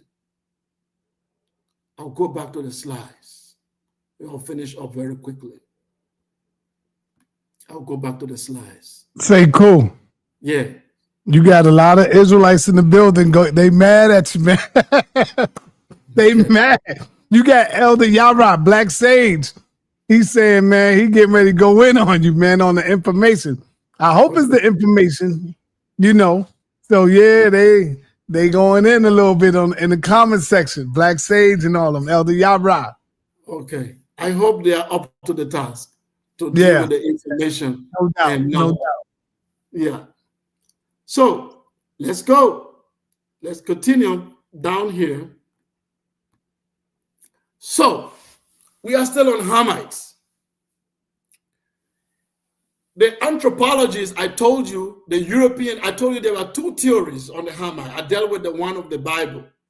Now there is the one of the European anthropologists. They are saying Hamites are white, are Caucasians. Here is the evidence. The Races of Africa by Charles G. Seligman, 1930. He is one of the first anthropologists in the United Kingdom. Look at what he wrote. The Hamites are Caucasians. They belong to the same great branch of mankind as most of Europeans. Oh the my God. Hamites were pastoral Caucasians, arriving wave after wave, better armed and well as quiver-witted than the dark agricultural Negroes. God damn. He said the Hamites are Caucasian people who came out of the Middle East and came into Africa to civilize Negroes. Woo! Bombs. God. So when you think of, you gotta be careful. This idea, you know why they developed this idea? Because the early understanding was the Hamites are inferior, the Hamites are inferior, they are black, they are cursed. So, but when they discovered Egypt, they were like, damn, they did this? Then they went to Sudan and saw the pyramids. They were like, damn. Then they went to Zimbabwe and saw the Great Zimbabwe, the stone wall. They were like, what? Then they went to West Africa and saw the Benin Wall Empire. They saw the Ouagadougou Empire of Ghana, the stone building. They saw the Mali Empire, what was done. They said, you know what? The Hamites have to be Caucasians. They came out of Europe and civilized the actual Negro, the real Negro, who is dark-skinned and black. But everyone who is white and light-skinned, that must be a Hamite. This is the theory that you are joking with. They use it to stigmatize us. And here, I show you a video how some of your teaching of making African people Hamite has led to hatred towards African people in your community. Listen to this video. I'm not trying to say, I'm trying to wake my people. So Hamites are Africans. Obama's a Hamite. So I brought it to the attention that African women can't grow afros. Right? So African men can't grow beards, goatees. This is something that was brought to my attention in some research. When I told you in the beginning, whenever they use the word Hamite in the Hebrew Israelite community, they are referring that Africans are inferior. Here is an IUCI guy. He's saying that African cannot grow afro. African cannot grow beards. So they are not like us. In fact, some of them are making video comparing the African look ugly. They look more handsome because they have a baby European blood in them. You guys are going crazy. This is what you are doing. African cannot grow afro. African men cannot grow beard. Some of them even make videos where they begin to show how African faces look like, how the Negro faces. This is the European things that you are picking up. It's a psychological problem. We have to diagnose you. African don't grow afro. Bro, where you think afro came from? There's a pre-colonial woman with an entire map on her head. That is afro of afro. These are pre-colonial African. The lady on the right, I don't know, many of you in the comment know her. She's a writer in Nigeria today. Chimamanda Adichie, one of the prolific writers in the world today. She go around with afro every day. What are you guys talking about? The hatred you are creating. You want to see hair in Africa? Bro, people with hair, have you really traveled? Are you guys really stuck somewhere? Travel a little bit. Travel a little bit. Take your passport. Travel around and free yourself. As for Captain, you have said to the white boy that Africans are Hamite. But you keep contradicting yourself in every video because it's easy. When you are a Bible believer, contradiction is okay because it's like Muslim. You can move the goalpost anywhere you want because it's not a book of logic. So you can't debate these people because you can hold them to a logic. If you hold them on chapter 1, they jump to chapter 2 because the book is a book of lies. So you can swim in the ocean of lies at any time. Look at what he said here. Chat says, do you believe there are Israelites on the continent of Africa or the specific tribes you'd identify to be Israelites in Shanti Igbo? So what I would say in the west coast of Africa is where I would say majority of Israelites, if they're going to be Israelites, are, but there are Israelites all over the continent of Africa. So, okay, he accepts that you can find Israelite among the Igbo. You can find Israelite among. If you find Israelite, if they are going to be Israelite, they will be in majority will be in West Africa, and you can find it among the Igbo. But when you sit among white people and say you can't be African and be an Israelite, I think I have to replay that one. Because these Igbo you are mentioning, they are Africans today. Okay, hear what you said. We're not African people. You can't be an Israelite and an African at the same time. You can't be an Israelite and be an African at the same time. But the Igbo and the Ashanti, what do you think they are today? Chat says, do you believe there are Israelites on the continent of Africa or the specific tribes you'd identify to be Israelites, Ashanti, Igbo? So, what I would say, in the west coast of Africa is where I would say majority of Israelite. Oh, my bad. But chat says, do you believe there are Israelites on the continent of Africa or the specific tribes you'd identify to be Israelites, Ashanti, Igbo? So, what I would say, in the west coast of Africa is where I would say majority of Israelites, if they're going to be Israelites, are, but there are Israelites all over the continent of Africa. So when you say Ashanti Igbo, I wouldn't say we are the Ashanti. I would say we are among the Ashanti. Same thing with the Igbo. So yes, that would be my answer to that question. I appreciate you. He's among the Ashantis. He's among the Igbos. But when you say you can't be African and Israelite, but you are among the Ashantis and then the Igbo. Africa is a modern construct for all those people that live on that continent. So I am saying this contradiction is profound. And this is just the Hamite theory that I've dealt with today. We will come and do another presentation about your religious fanatism, the divine separation of people, the white supremacy talking point. I didn't deal with those one today because when you quote the verse in the Bible and say, you shall be higher above all nations if you follow my word, therefore you can be better than anyone. Those are white supremacy talking point. The reason being, you are using a spiritual text for a geopolitical idea, because that spiritual text could be talking about righteousness. It could be talking about if you are holy, if you are good people, then you are better, not better in terms of look, not better in terms of economic, not better in terms of race. Nowhere, just righteousness. But are you righteous? If you are righteous, then you will not be in bondage in America. According to you, you are in bondage because you committed sin against your God. So the day you become righteous, your God should lift the suffering. You should be free in Israel. The fact that you are not yet free in Israel, you are still under bondage. It means you are still not following your God. So how can you be better than any nation?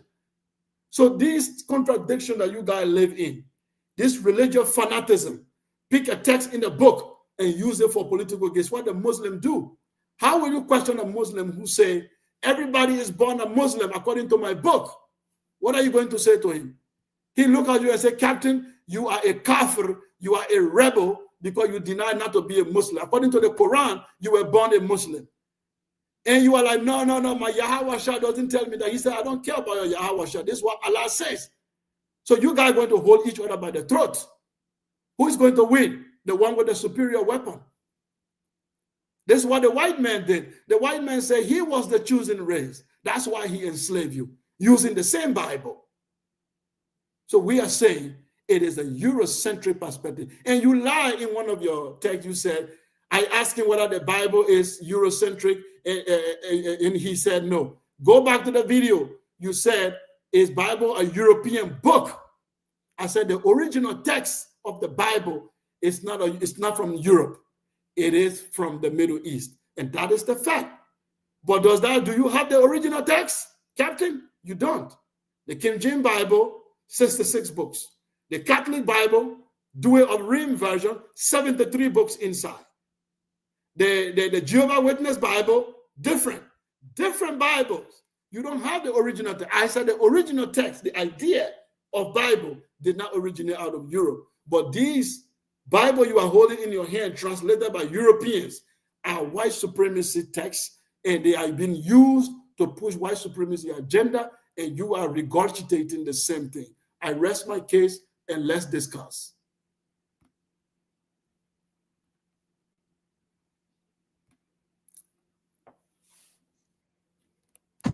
Are you saying that's it?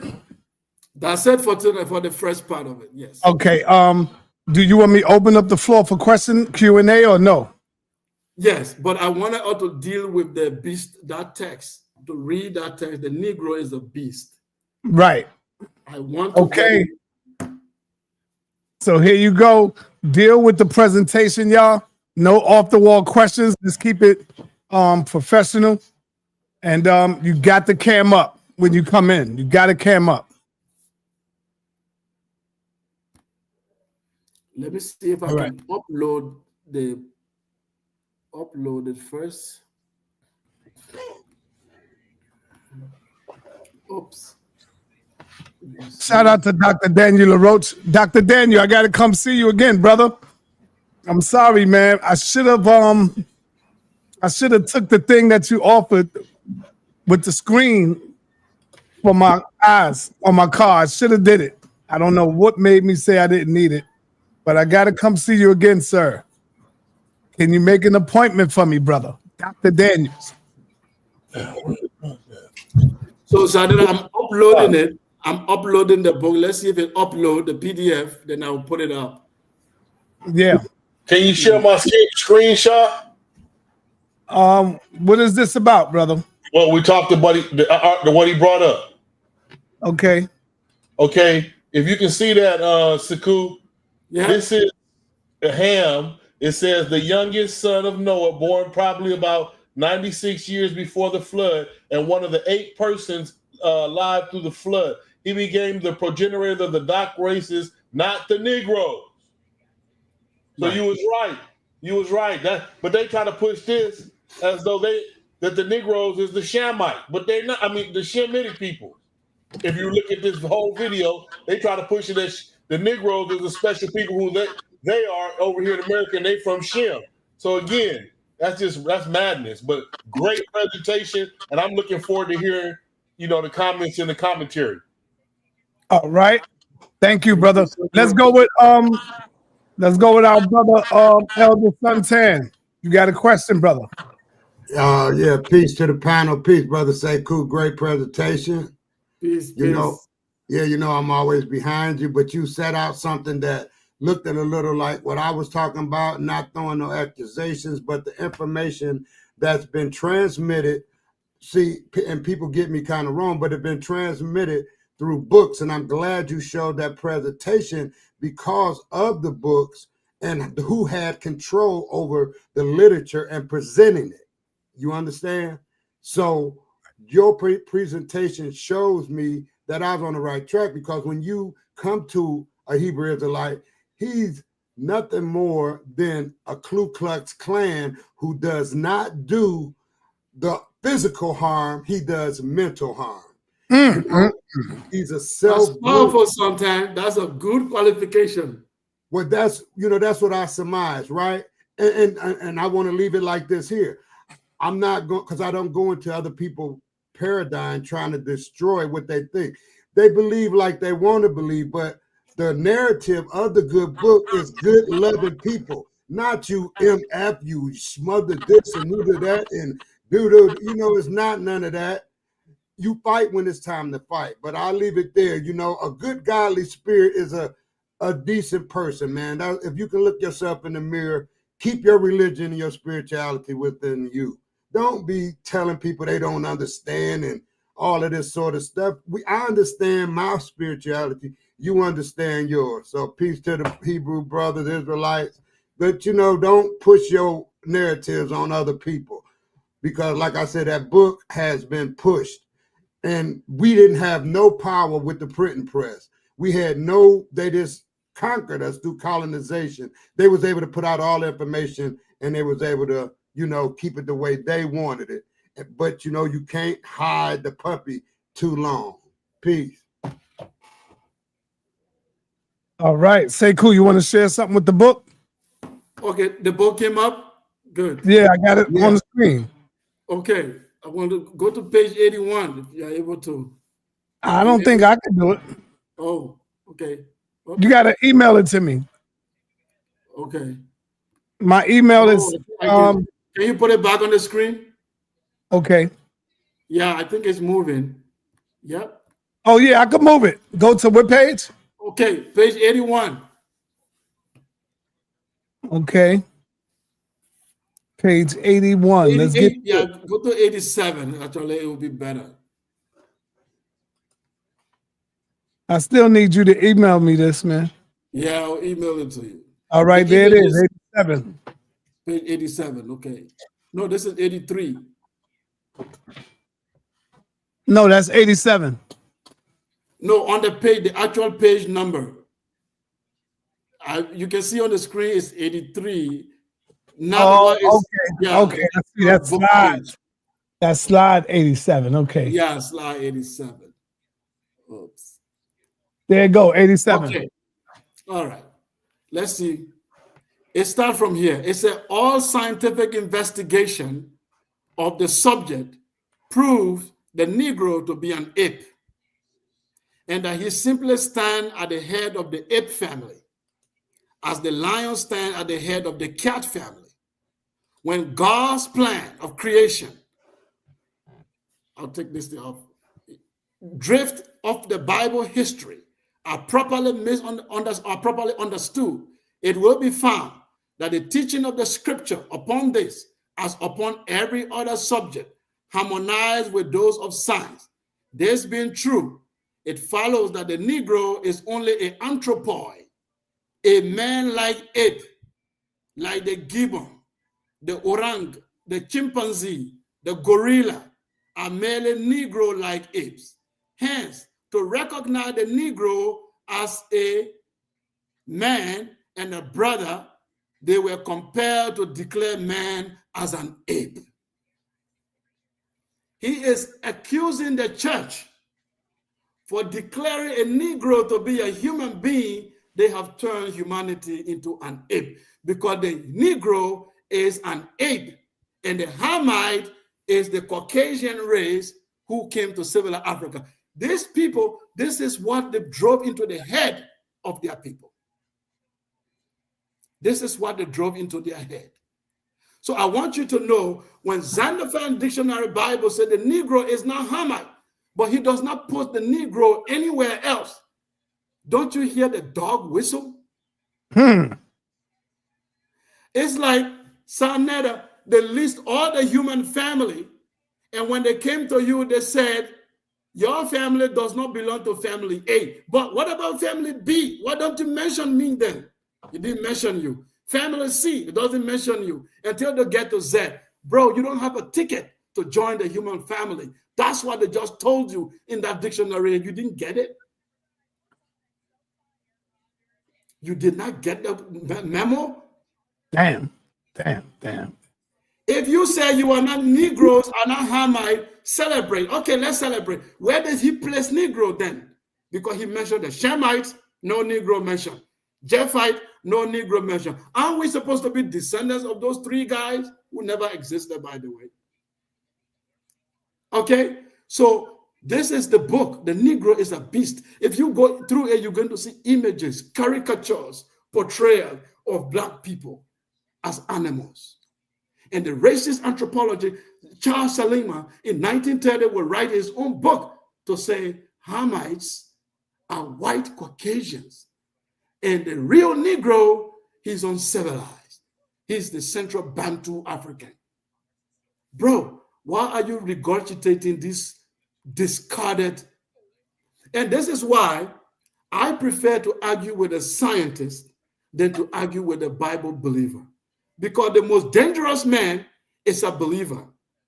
All people can be wicked, but a wicked scientist, we can argue with you until we bring you to reason. You can debunk a wicked scientist over time. They can say, I like that, Sekou. A dangerous man is a believing man. I like that. The most dangerous man on the planet is a believer man, because his evil is righteousness to his eyes. Right. Because he would blow himself up. His irrationality is logical to him. Did you hear me? he will blow himself up. He will. This is the reason, because man, 19th century racist anthropologists have been debunked, and their theory no longer works. If you put them as a dissertation in PhD, they will put them in the garbage. But the Bible hand stories still stand. These Ninja Turtles guys still yelling on the street, "Captain without army." Okay? Because they think they are on the right path. And there's nothing you can say to convince them. That is the danger. That's why the Islamic fundamentalists today in Africa, they kill their own people. By the way, let me digress. Do you know in the 19th century, there were Muslims who were colonizing the Yoruba people, and they were calling them Hamites. The Fulani used the same theory. There was a Fulani Muslim scholar who said that the Yoruba people are the Hamite, therefore they're going to kill them and convert them to jihad. The Usman Danfodio jihad of the 19th century in northern Nigeria is what Captain is peddling among black people. You don't love African, that's fine. We black people, we always have tribal fight. We always don't love each other. Even on the continent, we are fighting every day. But don't create a story and say that story should not be debunked when it is false. I will stop there for now. All right, let me go on over to War Child. I don't want y'all to speak out of turn. Let me call on to you. I'm gonna call you as you come in. War Child, let's get it. You got a question? Sekou, amazing presentation. Now, as a Rastafari, you know what I'm saying, who leans on the Ethiopian Bible, you know, we've been, you know what I'm saying, and I consider myself a neo commandment keeper. You know what I'm saying? That one West doctrine has adopted the Hermetic hypothesis. I've been arguing this for years. You are absolutely 100% correct. They got the Willie Lynch syndrome terribly, and so do the Abos. So some of our brothers have literally psychologically ingested the hatred, you know what I'm saying, for their own selves and their own brothers, that they would turn around and start pointing the finger at other African people, you know what I'm saying, and people of color. And it's despicable. It's despicable. You know what I'm saying? So I appreciate that. Yeah, man, that book, I took a clip of it too, just in case sa.neter couldn't find it, Elder Saw couldn't find it. I took a clip, I went back, it's there. So yeah, you know, that the same hatred. One of the things you said that was very important was how they propagate these negative ideas. They did it to Gaddafi. They did it to all of these African leaders. And when they were, you know what I'm saying, the moment these guys were gaining some form of traction, they started to create a false narrative to demonize them. And that's what they're doing here. And our folks are ingested. Now, I'll say this. Gabriel Seligman was a scientist. So let's not just, you know, put that whole, that's a human thing that creates the toxicity and stuff. It's not just science and religion, okay, you know, or religious folks or believers, because you got to remember that there were a whole bunch of scientific experiments that were inhumane. Look at even daggone Bill Gates and what he's doing in Africa. Let's not just be broad and say a believer is dangerous. Human beings are dangerous. I believe when they have science or they have religion, they're going to use it against us. The Tuskegee syphilis experiments all day. I went through a whole list of them. So on the scientific end, there is a history of torture and mistreatment and misuse of that scientific. Come on now, don't cut me off. Let's be civilized. You know what I'm saying? And in religion as well, religion and the witch hunts and stuff, you know what I'm saying? They did all of that stuff too. Let's not, you know what I'm saying, try to, you know, there are folks who just their prefrontal cortexes are messed up and they are apathetic and they hurt people with whatever ideology or science. All right, brother. So that's it. Yeah. All right, thank you. Yeah, peace. Let me move on down. Let me go to the next man.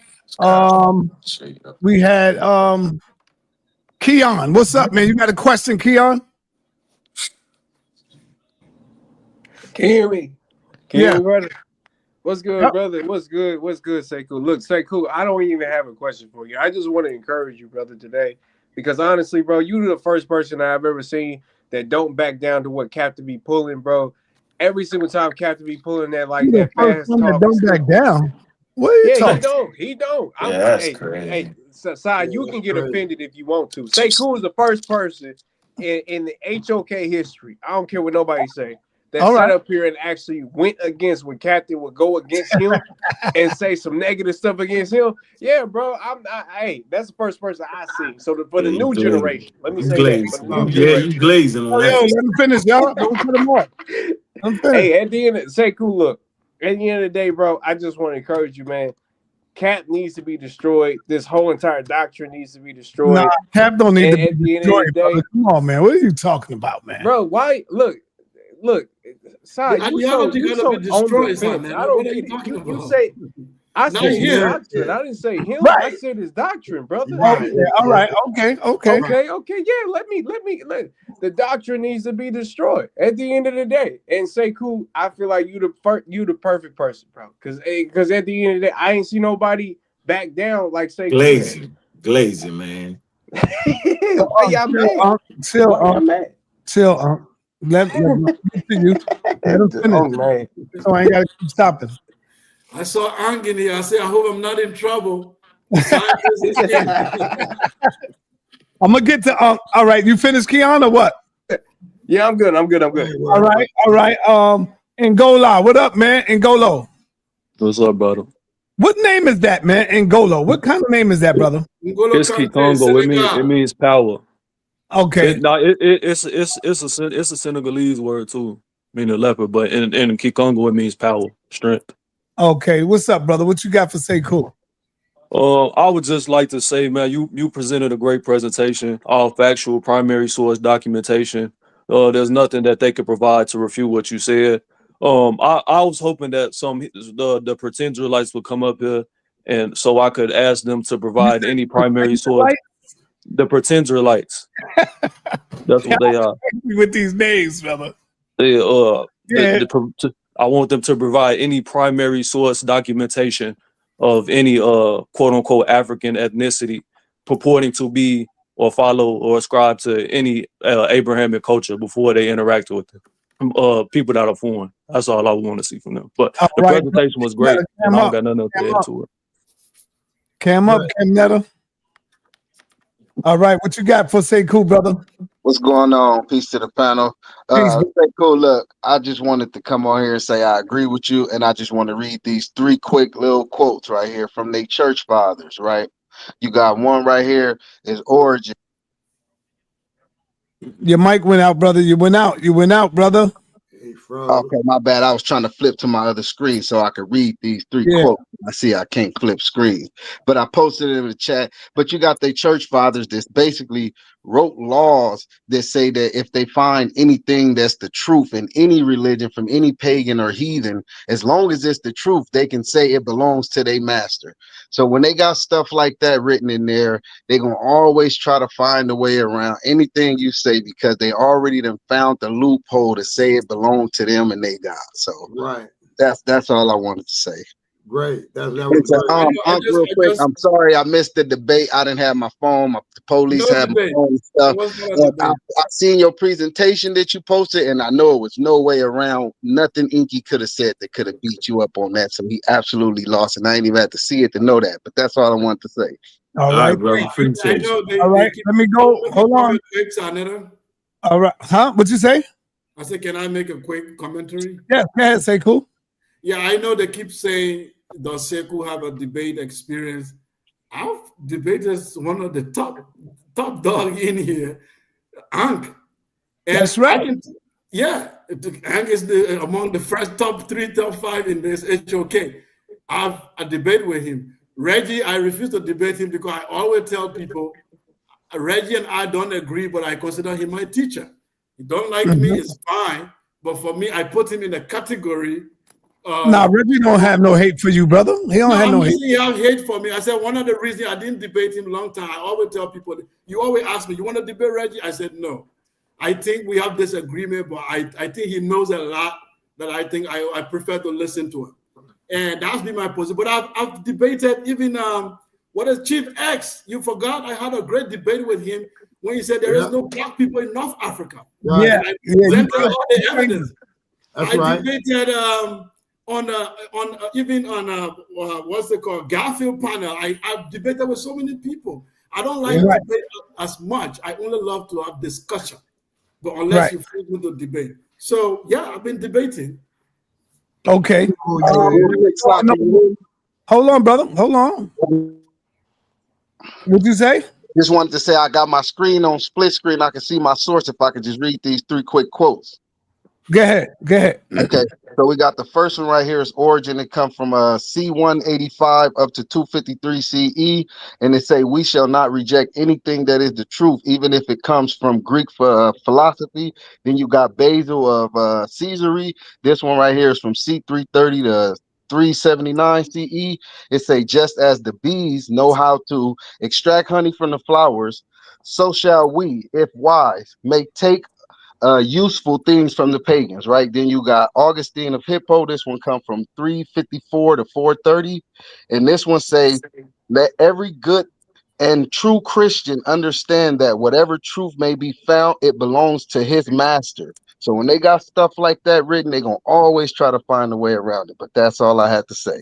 All right. Let me go on over to Judah Naz. What up, man? Shalom, sa.neter. You have a question or a statement? What's up? Yes. I just want to ask Sekou, you know, when I come up here, see these other guys, they're here to kiss your behind. Me, I'm here to step on your neck. Because see, I'm a real man. These guys wasn't born with testicles. Now, I'm asking you, what about your people enslaving my people? I know you can shake your head all you want, but remember, Judah Naz, I'm a real Israelite. I'm a real black man. These other dudes is wimps. I'm here to step on your neck. Ham is the devil, just like Esau's the devil. Okay, now I'm asking you, did your people? I agree with you. I agree with listen, you. I don't care about none of y'all African butt kissing Negroes. I'm a real Now, man. I said I agree with you. Ham is the devil. Well, I agree with you. That's right. Okay, we don't cook ham. I don't eat pork. Now, yeah, I agree with you, Sekou, brother. Did your people have a hand in enslaving my people, my ancestors? Who are your people? The people that was in the slave trade. Well, you say your people and my sir, people. yes or So no? Did your people, people, so-called black Americans, did your people work hand in hand with the white man, cut off our people's heads and sell us to the white man when they came to the shores of West Africa? Did your people do? You can shake your head all you want, Coon. Now I'm talking to him. Now, you put this man above us, yo. Hey, yo, Judah. Yeah, you know why? Because I'm over here undefeated in my debate. Yeah, you put this man above us, yo. I know y'all mad. I know y'all mad with Judah. No, I ain't talking about him. That's what. Hey, yo, hold on, Judah. Come in. Try to be a little respectful to the people. You can disagree with everybody, but yeah, you gotta shut the fuck up with all that reckless talking, though, bro. Nigga, first off, beat your ass, nigga. Hey, first off, yo, stop! Don't mess up the show. Hold on, he wasn't here before these raccoons talking like they some authority. These dudes ain't wasn't here before me. Before Judah. Go get your white master since you was scared to talk. Yo, How about that? Judah, I'm trying to let you ask a question. All right, you know, I got my own channel. You gonna let him stay up there Africans' butts? All right, Judah, you messing up, man. You're not asking a question, bro. Come on, so you gonna let that man stay up here like that, yo? Why I did what I did. I know what I'm doing. I did come on the panel before him. He was before me. Just relax. I know what the hell I'm doing. There's a reason why I'm doing that. No, he don't got no decorum, yo. I know that, but that's why I have to bring him down. He threatening people, yo. Like, what are you doing, bro? Just calm down, man. Let me run the show. Yo, so when I cuss somebody out, don't do me then. No, Let me do it. I'm gonna get you down. All right. Let me get Elder Yara, and then I got you. Elder Yara, what up, man? Yo, what's good, sa.neter? Peace and blessings to the man. family. You got a question or a statement? My statement is that I always give people credit for coming up here and doing the presentation. So on that note, I can give Sekou his props on that, whether I agree with him or not. It takes a lot. That's a step above people that we see in the chat that just flap their gums and with their spirit fingers all day. But to actually come up here and present some information you research, that warrants some respect from me. But on the other end, in regards to his information, I think that when it comes to the Israelite paradigm, if he wants to use that argument, that's not an argument he should use. because even in just based on his own source of information, if you talk about the trans-Saharan slave trade, I mean, you have to admit a lot of things that you argued against tonight, right?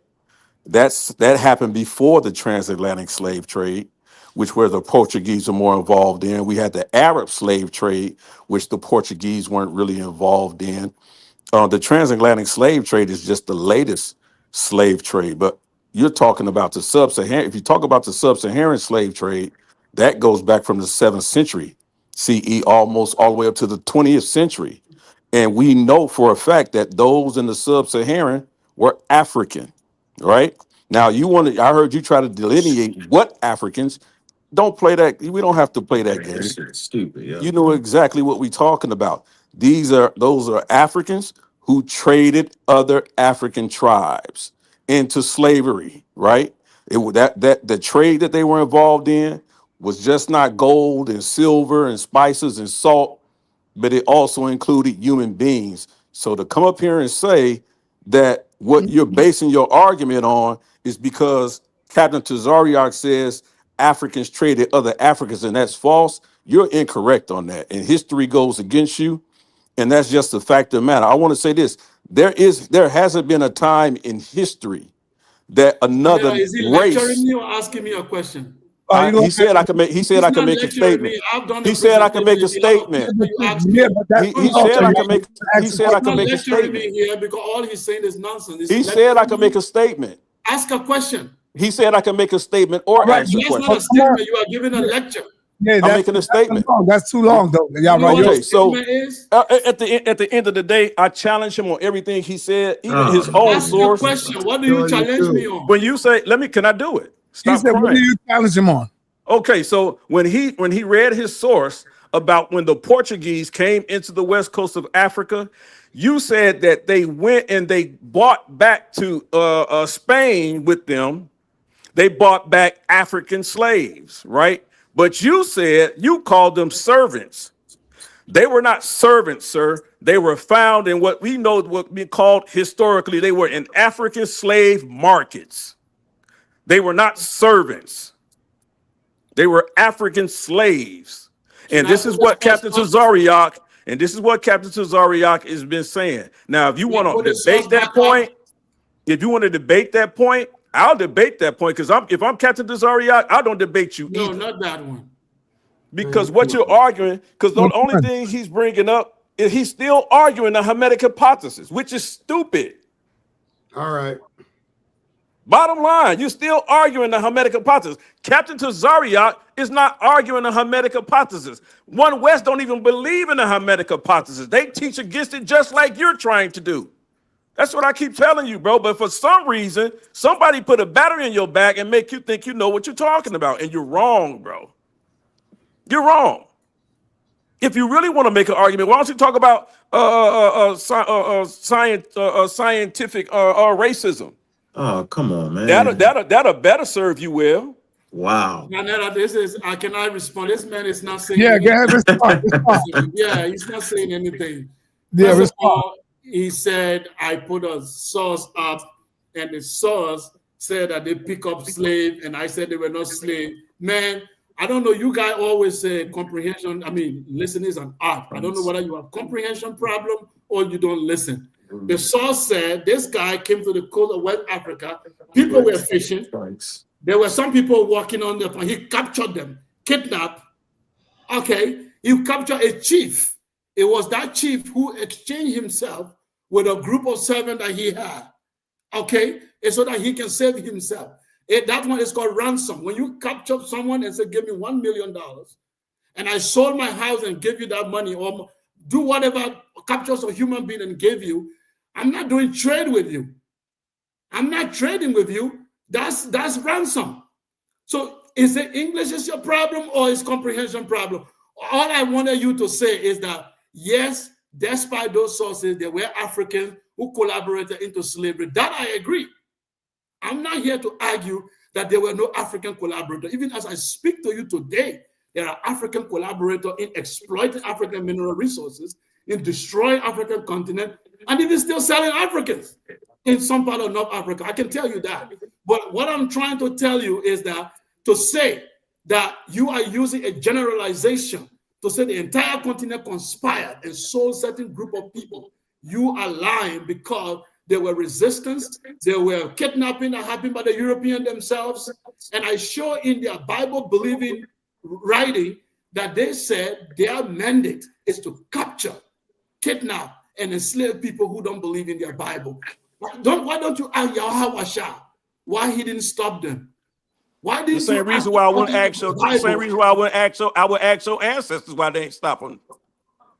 I just told you right now. I show you King Afonso. The same reason why, nigga, you pray. The same reason why you leave oranges and apples to Jobu. Yahweh is supposed to have powers, right? The same reason why Yahweh is not a god. The same reason why you leave apples and oranges to Jobu. I don't care nothing about your African ancestors. They didn't stop you. My point, what I'm telling you is, Sekou, is I never said, hold on. You're lying. Hold on. You're lying on Captain Tazaryach. Hold on. You're lying on Captain Tazaryach. Disrespectful. All right. Come on, Sal. Go ahead with other people, please. Hey, just let me respond for 2 seconds. No, come on, Sal. Come on. Hey, mind your business. Yeah, right. Come on, man. You disrespectful, yo. Well, why are you so disrespectful? What you talking about? He's talking about Yahweh Shai. All I said was his ancestors. He prayed to his ancestors. No, you say apples and oranges. Yeah, they leave apples and oranges to their ancestors. I know, but it's just as essential as anything done in the Hebrew culture, bro. When he said, why did I ask Yahweh Shai? You don't see the equivalent? I'm just saying, if you can't gather come on. If he say, how come Yahweh Shai didn't do something? Isn't that your God? You don't hold on, son. Don't you see the same? Don't you see the same? Yes, I do. You don't see the disrespect. Yes. Hold on. No, I don't see the then. So that's the point. No, I don't see the disrespect. All right. Okay, that's the problem that you got. We got to move on, y'all. Come on, son. Let me get this. Go ahead. Let me get this point. There's a few things that's being totally misconstrued. And I want everybody on the panel and everybody listen to get this straight. Science is fucking undefeated. I ain't never lost talking about science. Man, you just lit a wild ass coon from the moon that came to Earth. Well, I'm not doing it now. Got up on this panel, bro. Hold on, bro. You didn't cut him off. I'm cutting you off. I'm cutting you off. Don't worry about what I'm done. All right. Okay. Don't cut me off then, yo. Don't put you showing I'm not cutting. I'm not cussing, but you showing favoritisms for a bunch of nuts who would never say that type stuff in somebody's face. That man would not come amongst us in an intelligent conversation and start saying what he said out of his mouth, bro. I say it in your face, bro. Yo, come on. I'm not even talking to you. Check this out, bro. No, you wouldn't. Oh, man, just hey, sa.neter, stop cutting in, bro. Knock it off. I'm talking to this man. I'm not gonna knock it the fuck off. Now I can curse now. Okay, why? I didn't cuss just now. I just said knock it off, dog. Man, don't tell me to knock it off, man. This my shit. I'm saying y'all stop that little girly shit, man. Going back and forth. Yeah. That's homo girly shit. I'm saying let's get with the goddamn information. Damn. That's all I'm saying, man. Go ahead. You got the floor. Just stop cutting me off, though, yo. Just get out of it, though. All right, talk to Sekou now. I'm backing up. Go ahead, man. No, let me address what I want to address. Or I don't gotta be here, bro. It's all good. Come on, man. I'm saying is we have an intelligent dialogue based around a man's presentation that was very well put together and intelligent. Don't let the crazy people come up here with the nonsense. I agree. And I'm saying that no man, right? All that talk ain't gonna say the same thing in our face. You wouldn't do it. It doesn't make any sense, yo. We're having intelligent dialogue, and you get up there and calling people coon, crazy. Nobody gonna do that, man. So stop acting for YouTube. It's crazy. Come on, man. And then whatchamacallit, right? Yada holla black sage. He thought, yes, I would. No, you wouldn't, bro. You too old for that. Nah, you ain't got to bring just go on. No, because he threw himself. He threw himself in there. He know I want to talk to him, but he threw himself in there on Tough Charlie. Tough Charlie don't make it. Come on, man. Now, the dialogue was very intelligent around the subject matter. Yes, it was. But I would disagree that at no point in time ever, even from the biblical narrative, was West and Central Africans ever Hamites. We pre-exist anybody running around howling, screaming ham and hamburgers. I've been saying that. Yes. Okay, so that does not, I'm saying, so I'm never acquiescing to a faulty premise. What's the faulty premise? That indigenous Africans was other Hamites. No, that's not real. So I'm never falling to that trope, that wildness. The next point, Sekou said something that was so intelligent and over the faith-believing people, it was crazy. This man said, I can't argue with a religious person, right? Because he will kill you for his beliefs. Yes. But I can deal with a scientific-minded person because you can change them based off of the papers, based off experimentation that they would have to say, damn, I'm wrong. Case in point, scientific racism. They wasn't practicing science, they was practicing pseudoscience and scientific racism.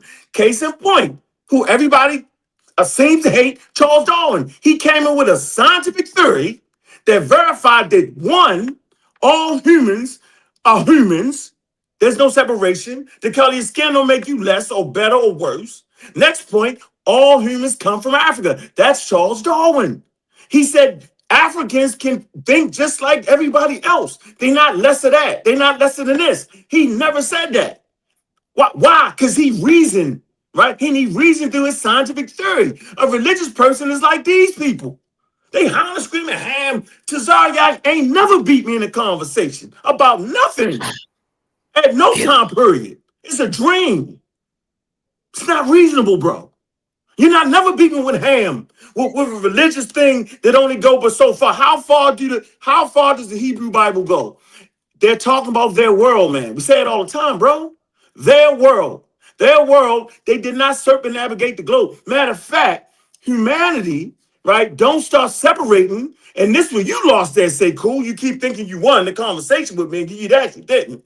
Because you say our ancestors never separate the science, right? You're right, but guess what? All humans on planet Earth didn't separate the science from their religion, bro. It's not a badge of honor, right? And I think the more you read, you're starting to get it.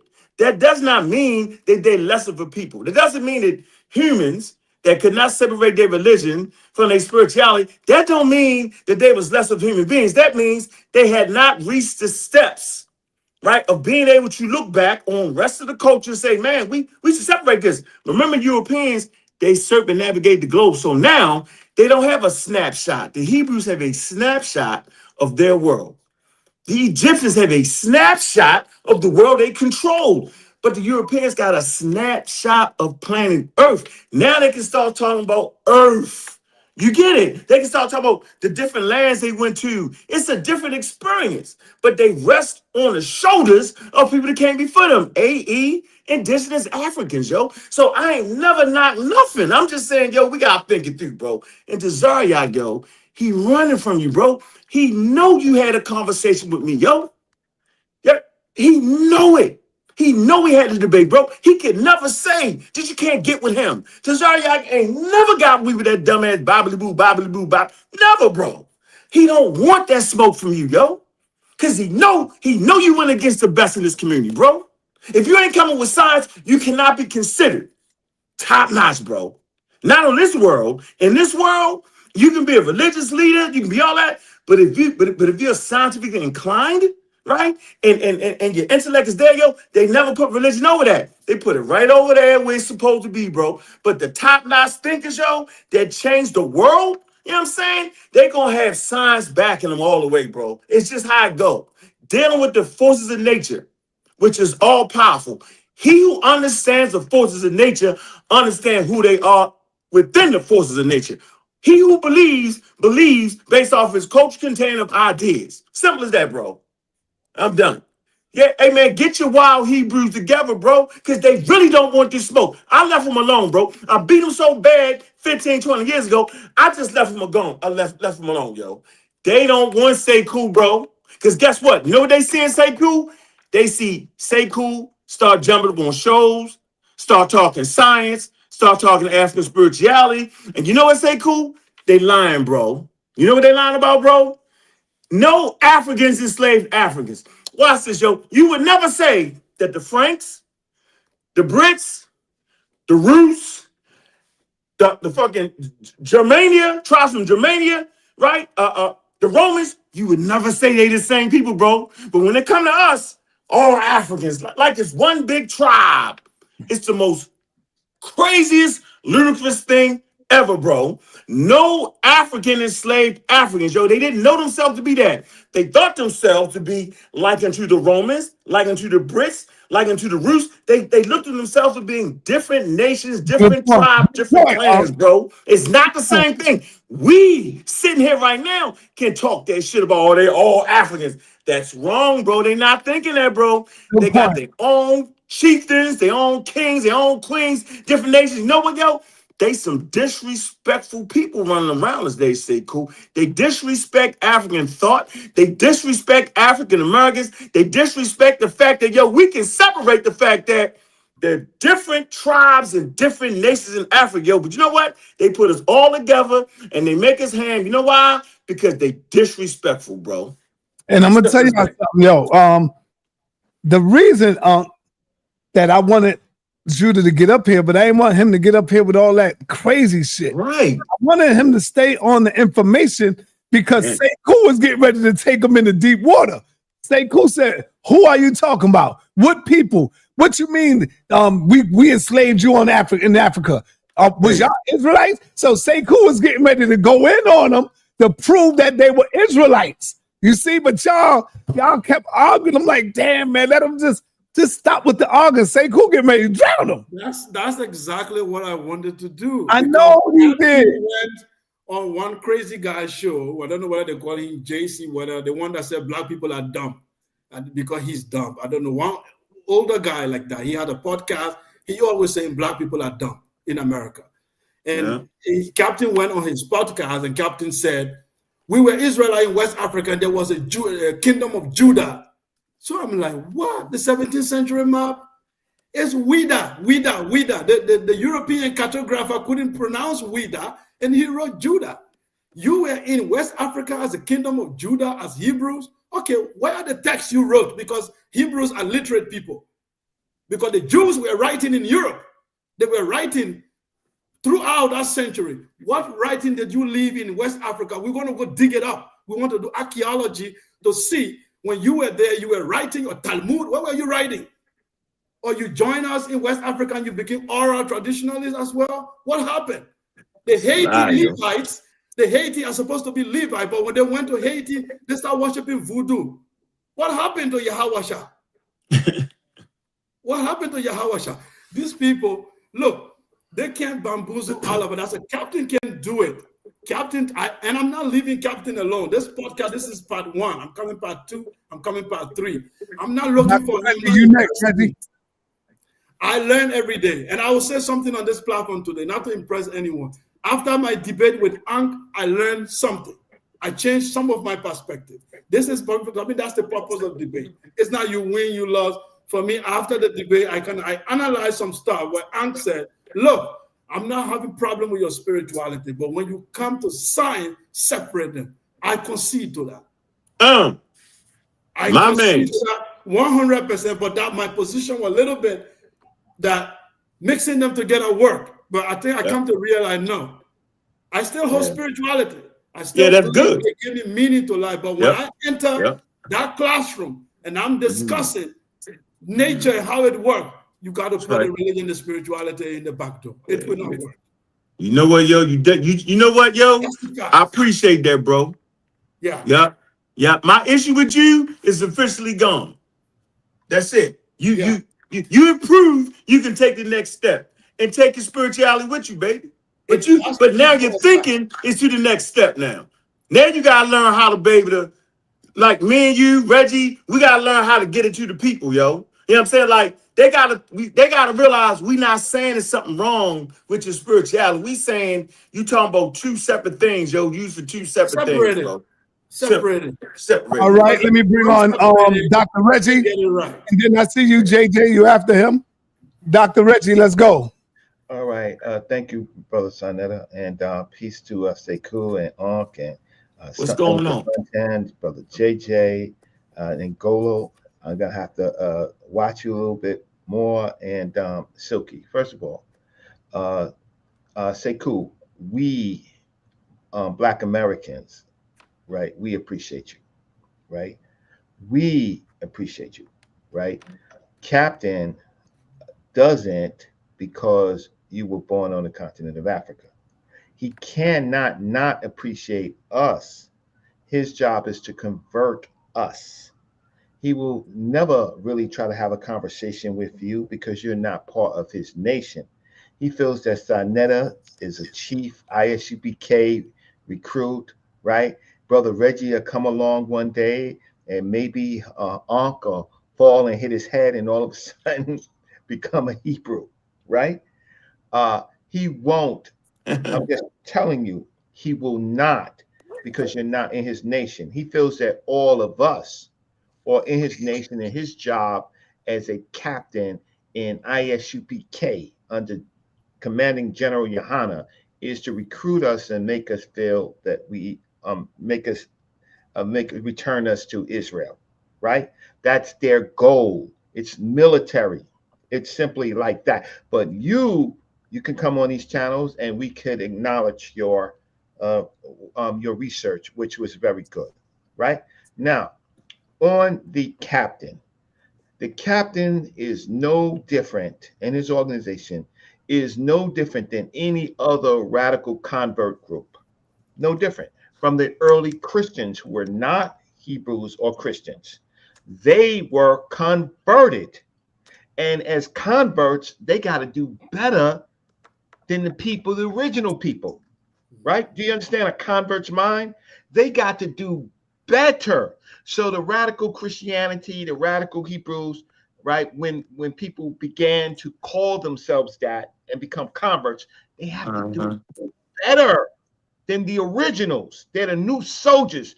They're not the bloodline. They have to prove themselves, right?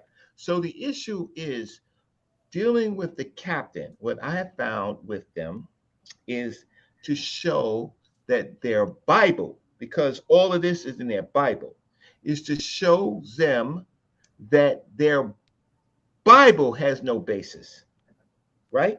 Their Bible has no basis. The things that they're pulling out, Sekou, doesn't exist in the ancient world. It existed when those groups of people found themselves in Assyria and Babylon, into the bigger world. Those goat herders, when they were conquered by Assyria and Babylon, then they got a world view. The Assyrians hated the Africans because of Taharqa. You know that, right? Yes. They hated them. They said Taharqa's heirs look like the tar that he is in, right? Then they got into the Persian world. Ultimately, they went back to their old world with bigger ideas. They didn't know nations. They had never really traveled to Africa. They didn't know it. They got that from the Babylonians, just like they got the Gilgamesh story, the flood story. They got the giants. They got all of that from Babylon, and then they went into the Greek period. But guess what? None of their laws, none of their patriarchs, none of those people existed in history. That's where the fight is on this channel. The fight is to show you can say what the Bible says, but you can't show anything ancient that you can show correlations to the Bible, but you can't say word for word any of those stories. You got them as you were converted, as you were invaded, and when you were dragged into Babylon, and then you came back, and then you, with the assistance of the Greeks and others, right? You became yourselves. But you are the converts. You come back much later. You're the converts. You're not the bloodlines. You're the converts.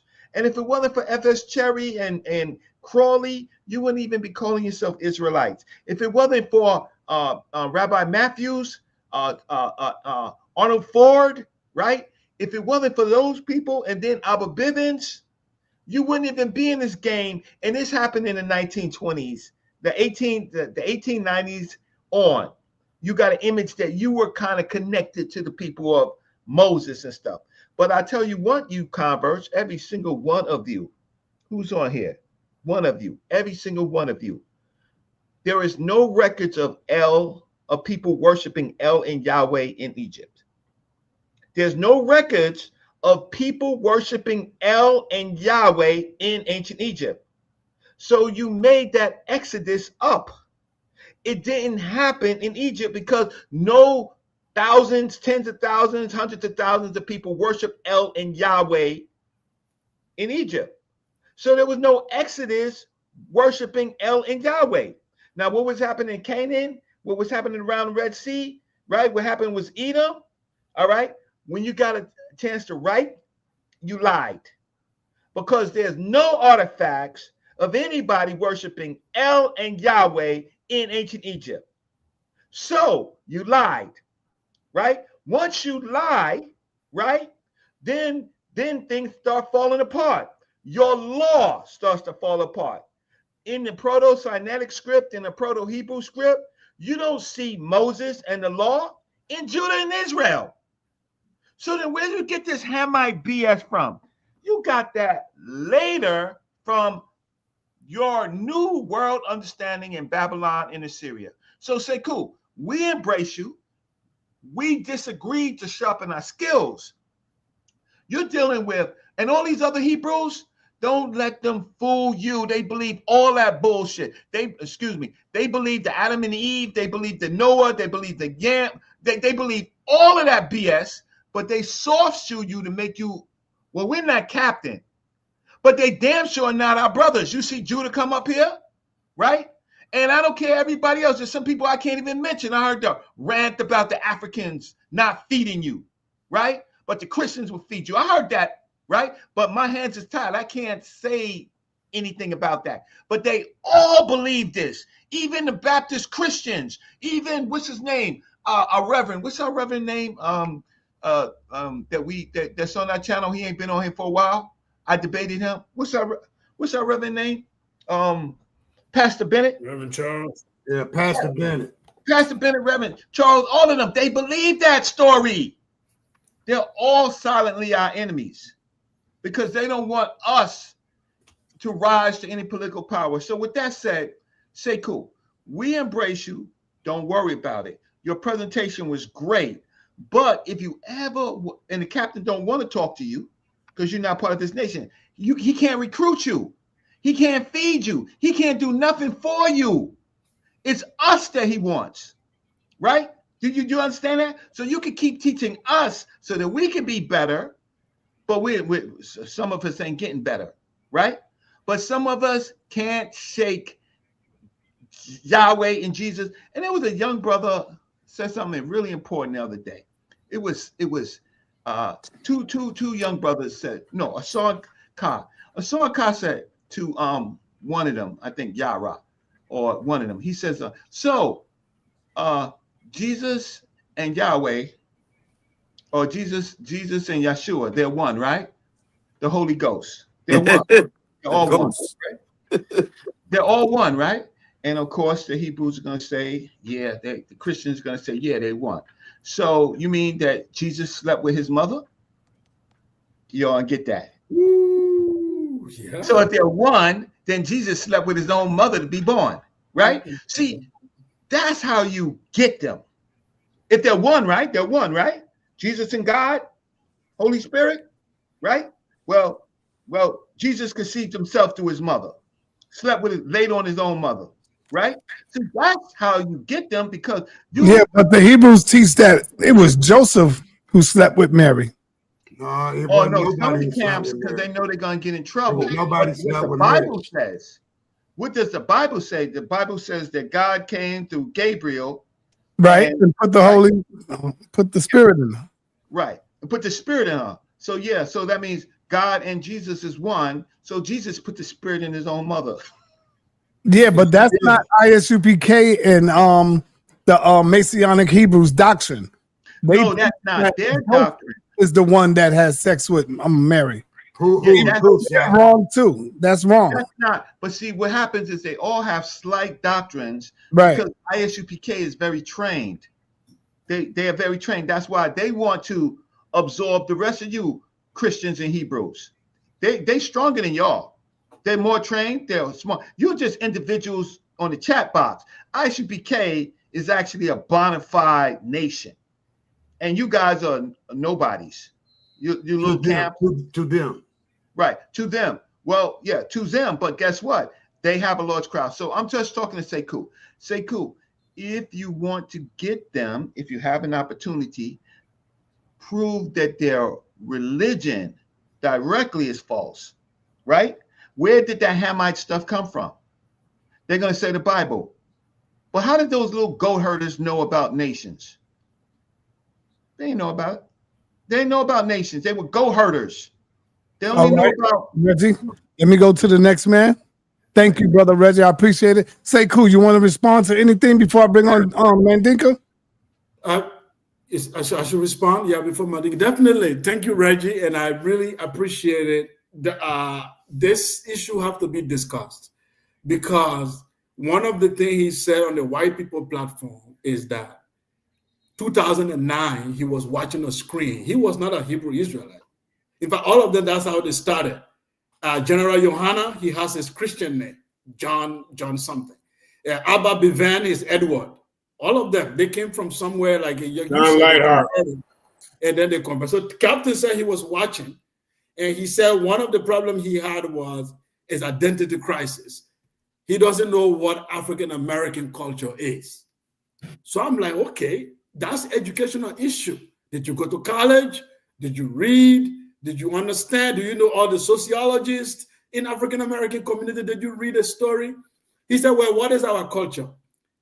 He said, you from Africa, you're from Mandinka people, you have a culture. We don't have a culture. So the Hebrew Israelite thing makes sense to us because it gave us a culture. So I said, well, culture is an expression and worldview of a people. You are a people, you have common experience. Okay, you have a historical factor, which is culture, very important. For you to form a culture, you must have history, a historical factor that unite or bring a people together psychologically. You have that. You had a struggle. You come from a continent, first of all. Then you had a struggle, and then you gain your freedom and your independence from one of the weakest people on this planet. You liberated yourself and fought against an injustice system through your civil rights, and brought civil rights to all humans of all color in America. Chinese, Asian, what have you. Everybody come today and go to school because of your struggle. In that process, you created a culture. You think it's just the hip hop? Now, Sekou, he's a soldier. He's not a soldier. A captain with an army. You gotta understand, now he's a commander of a real live army. Yeah. I said, in America, the white people culture, what is it? They use the Greek, Romans, the entire American architecture is based on classical Europe. What prevents Black people from using classical Africa as the basis of their culture? What prevents you? You have one of the greatest intellectual property on earth. He's a soldier of the Bible. Just the Bible. The Bible is not old in human history. It's recent. It has created no civilization that we can imitate. He cares nothing about that. He's a soldier of the Bible. He will fight to his last breath for that Bible.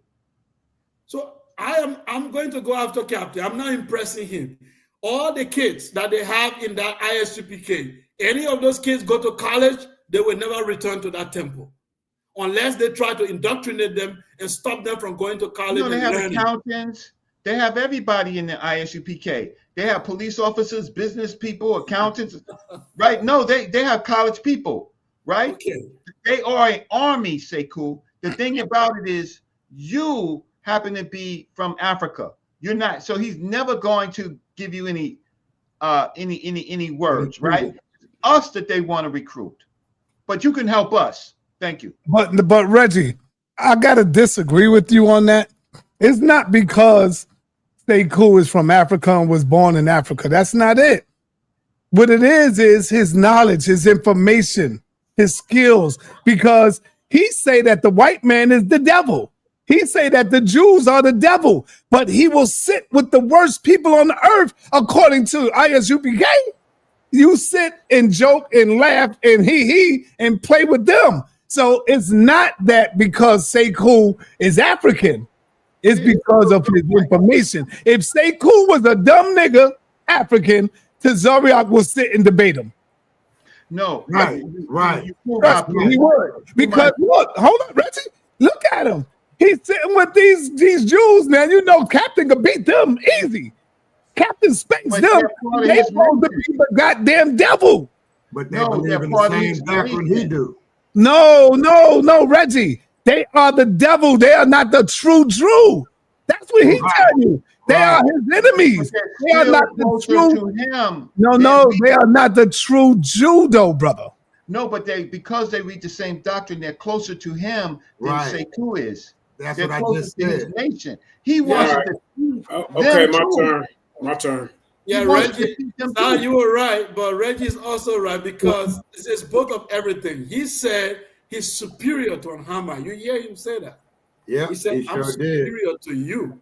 So no, man, ain't nobody could skip me next, man. Go ahead, Fundamentalist ideology. It's like it was my turn. Y'all just keep jihadists.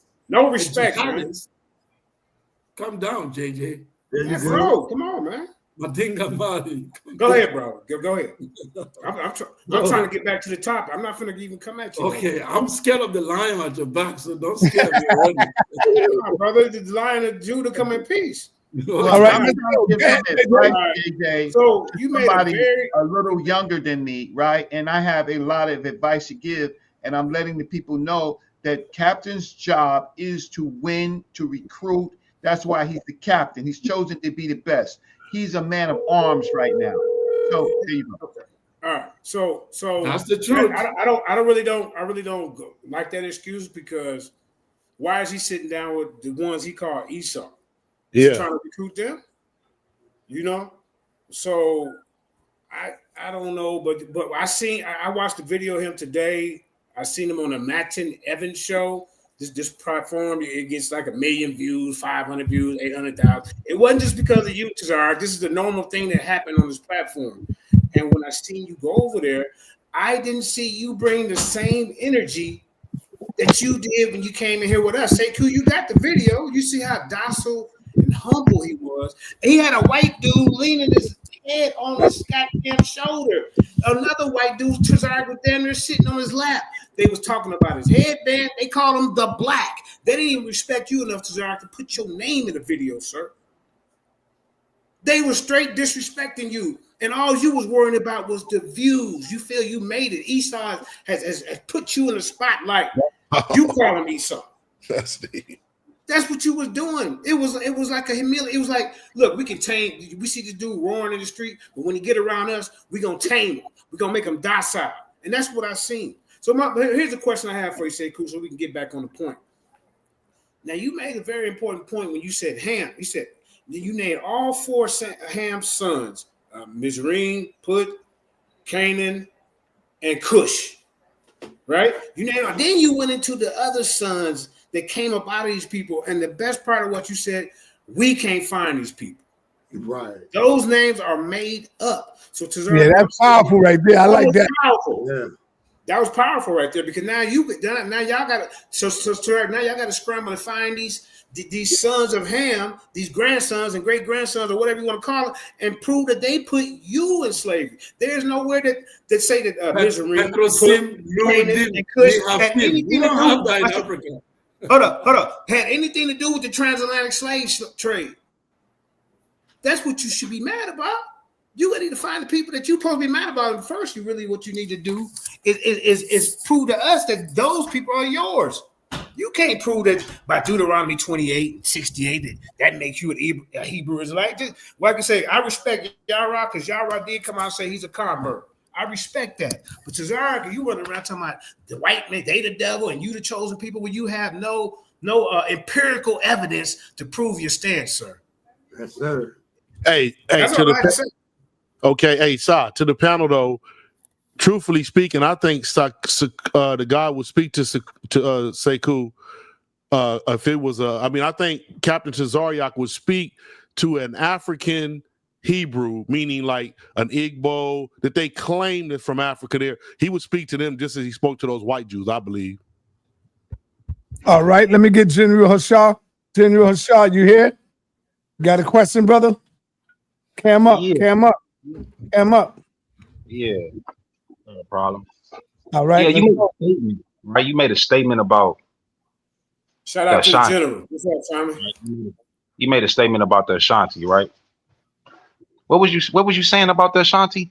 Because last time I checked, the Ashanti, they get their name from Levi, right? The Southern Kingdom, right?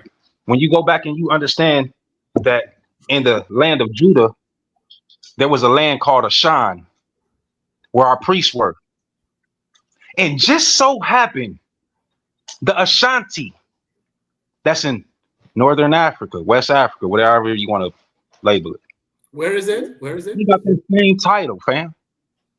Now, also, when it comes back to the history of the Ashanti, it talks about the migration pattern. Where is the Ashanti? Hold up. General. He said, where is the Ashanti from? Where?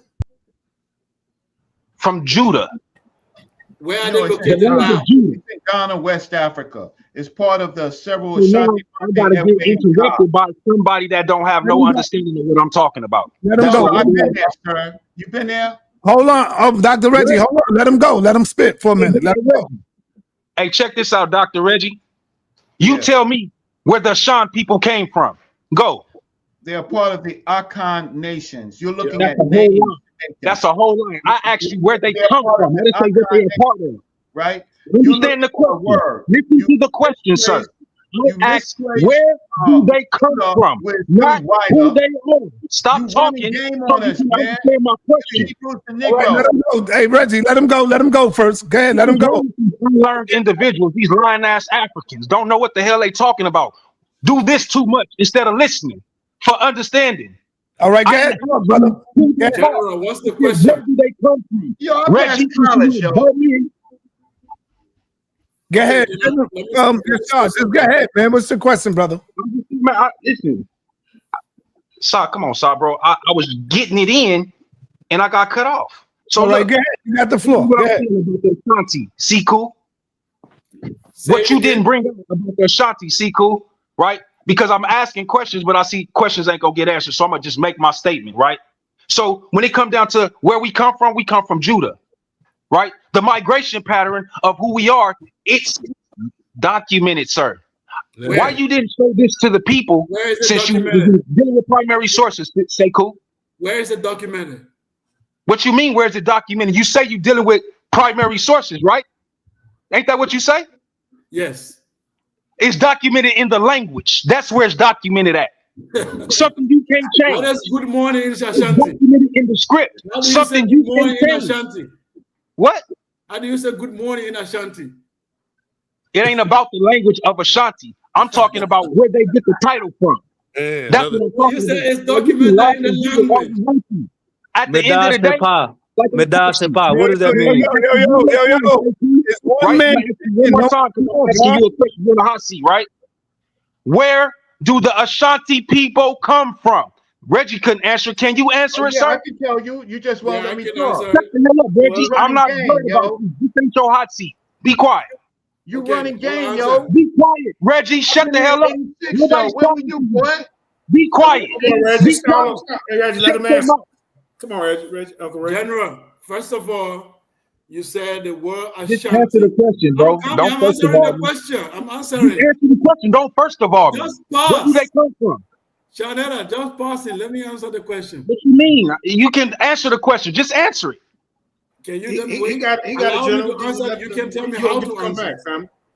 You can tell me how to answer. If I finish, you can say your answer is not Hey, good enough. now this is what you call deflection, family. The man can't even say anything. Yeah, you said He want to try to fix it and all that bullshit. said a before he word. use my language. He want to fix it and all that BS before he get to address the question. Like I'm it's a addressing simple everything you question, said. You started first of all by saying the word Ashanti come from certain word Ashan of Judah and where they It came do. from. Absolutely. Yeah. Yeah. So wait, let me Sa.neter, finish. can I General. answer the question? You are a general. You Hold should on, have let us discipline. go. Let's say who finished. I'm gonna let you go, Reggie. Generals have discipline. So I was a general. So now, Yeah. Stop laughing and get to it. hold on, General. Calm. Get to it.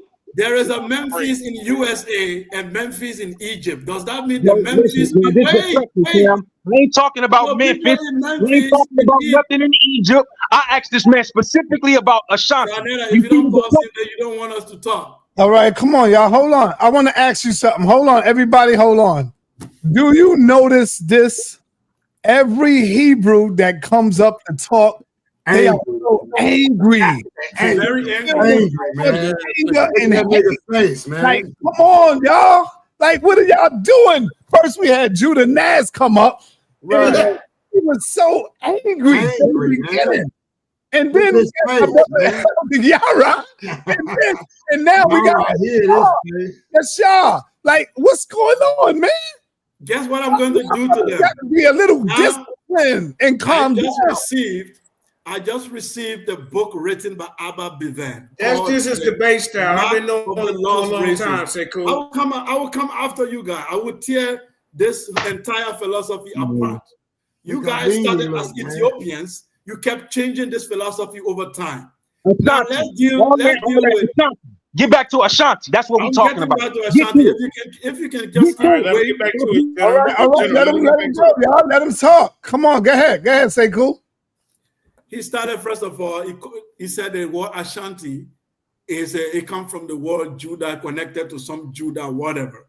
It's like saying that premise is false. It's like saying there is Memphis in Egypt, in America right now, a city called Memphis. And then there is Memphis in Egypt. Therefore, the people in Memphis in USA came from Egypt. Isn't that ridiculous? It is because someone has a name that correlates with this name, therefore they are from there. So all you guys in USA, in Memphis, you are ancient Egyptians. I give it to you tonight. Go take your pyramids. That's ridiculous. First of all, where does the Ashanti come from? Ashanti, like Reggie told you, they are from the Akan group. And you have to know, first of all, the origin of humanity is where? It's in East Africa, in that area. All cultures evolved from that place. And people split, and West African formed their own different group. They didn't come from anywhere in Israel. They originated on the African continent, and they had their own different settlement, and their language evolved. If there's anybody who has borrowed from them, it will be the Middle Eastern borrowing some words from them, not the vice versa. They are the oldest people. They are from the African continent. If you say they migrated from anywhere, you got to show all the migration routes. You got to show all the archaeology. And you got to show all the movement of the people. I'm waiting for that. Okay. So sa.neter, it just take me 3 minutes. Okay. The word Ashanti comes originally from what's best pronounced as Asante, right? It comes from another word, which is Osinita, which has to do with because of war, where these tribes, their religion, their gods are called the Obosom. The Obosom, or the gods of the Akan people, right? These are a collection of gods. They have nothing at all to do with that culture in Wida, right? In Benin. So these Hebrews, what they try to do is collapse all Africa into simplistic terms for people who don't study Africa. But this dude that's here, General whatever, right? I've been to Africa in 1986. I went with Dr. Clark in 1986, right, to West Africa. I met the king of the Ashantis, Utufu Apakawari II, right? So y'all gonna take him, right? Who got an honors in Black Studies, me, right? Who worked at the Schomburg Center, who got publications, and you're gonna take simplistic information from this dude? Or you're really gonna do that?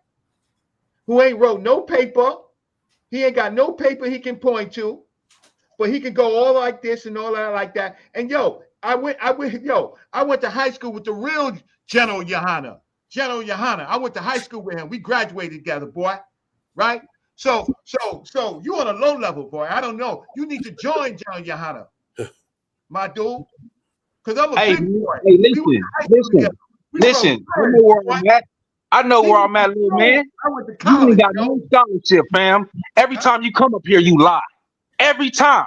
You never show no source. Every time you come up here, you run your mouth. All you look for is credibility from somebody else to talk about. Nigga, I went to Kansas State University. Nigga, debunk that. Yeah, nigga, tell me I'm wrong. 2 degrees. Debunk that. City nigga. All right, come on, man. Come on, man. All right, come on, man. So mad. Yeah, the Israelites, man. Y'all, come on, man.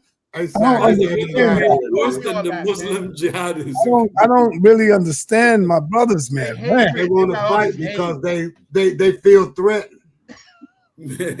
They are so mad and venom, so venom coming out of them. What is going on? Where did Yeshua? Where did Yeshua? Where all that at? Yeah, where's your grace and your humbleness, man? Now they're an army of mad Christians.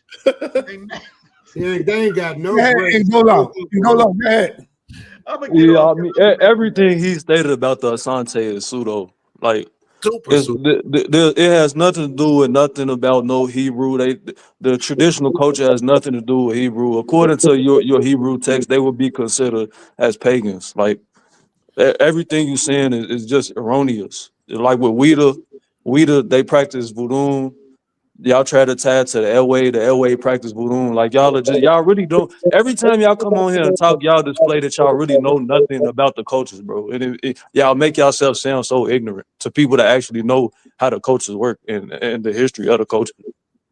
Y'all can't provide any evidence of the people themselves saying that they originate from Judah prior to them coming into contact with any Europeans really this stuff is just recent. This happened in contemporary times, probably in the last 20 years. Yeah, y'all have got on the internet in America convincing the people that actually subscribe to Christianity and they want to be tied to the biblical narrative, so they have adopted it too now. But it's nothing in their traditional culture has anything to do with anything Hebrew. And what you said as far as Asan, again, like it comes from Osan T. That means because of war. They came into that land where they are now. They encountered a Fanti, and because of wars, they became the paramount, quote unquote, ethnicity. But it has nothing to do with no Judah stuff. What you said was pseudo, and you can't provide any evidence to support it. Primary. I want to respond to a comment in the chat. So I don't know if you can put it up from Ronald Birkin. There's a statement where he said he's disappointed. So I'll just respond to it. He's saying that.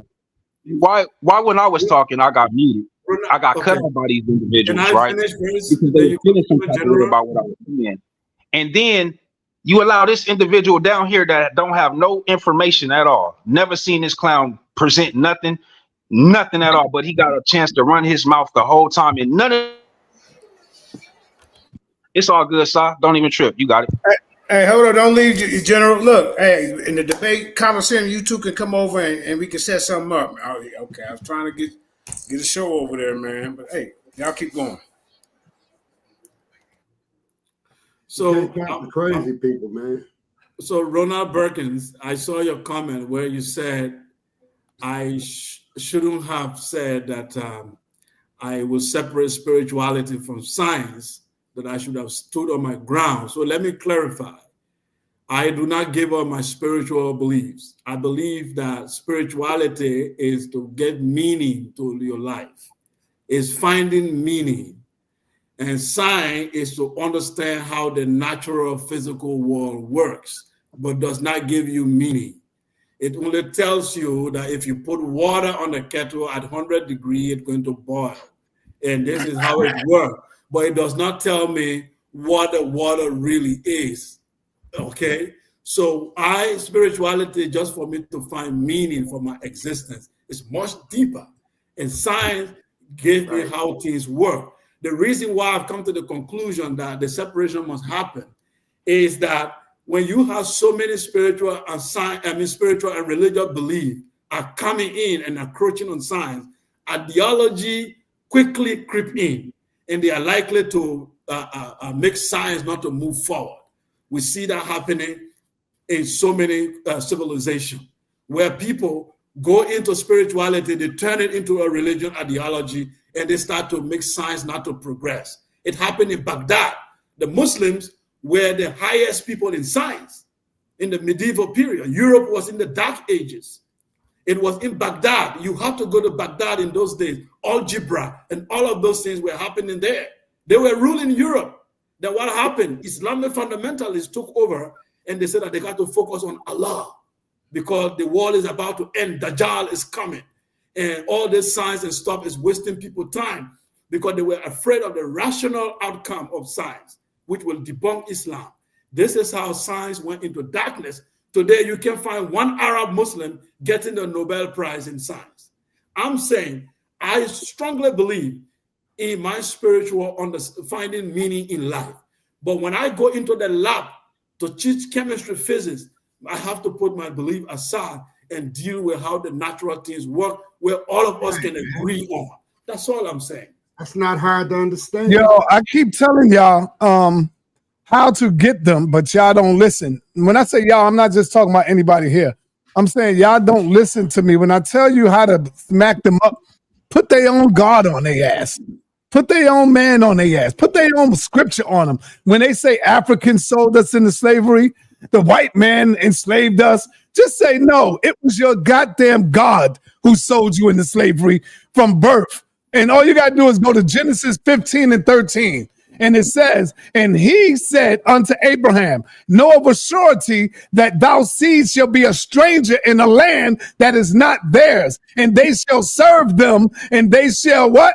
Afflict them for 400 goddamn years. So we know that the story is bullshit. But it being that they want to go with their goddamn story, stop saying the Africans enslaved you. Stop saying the white man enslaved you. It was your God who put the spirit on them to do what they did. So don't blame Africans. Blame the goddamn white man. Blame your goddamn God. Simple as that. It's like going to prison. God did it. Blaming the prison God. Hold on.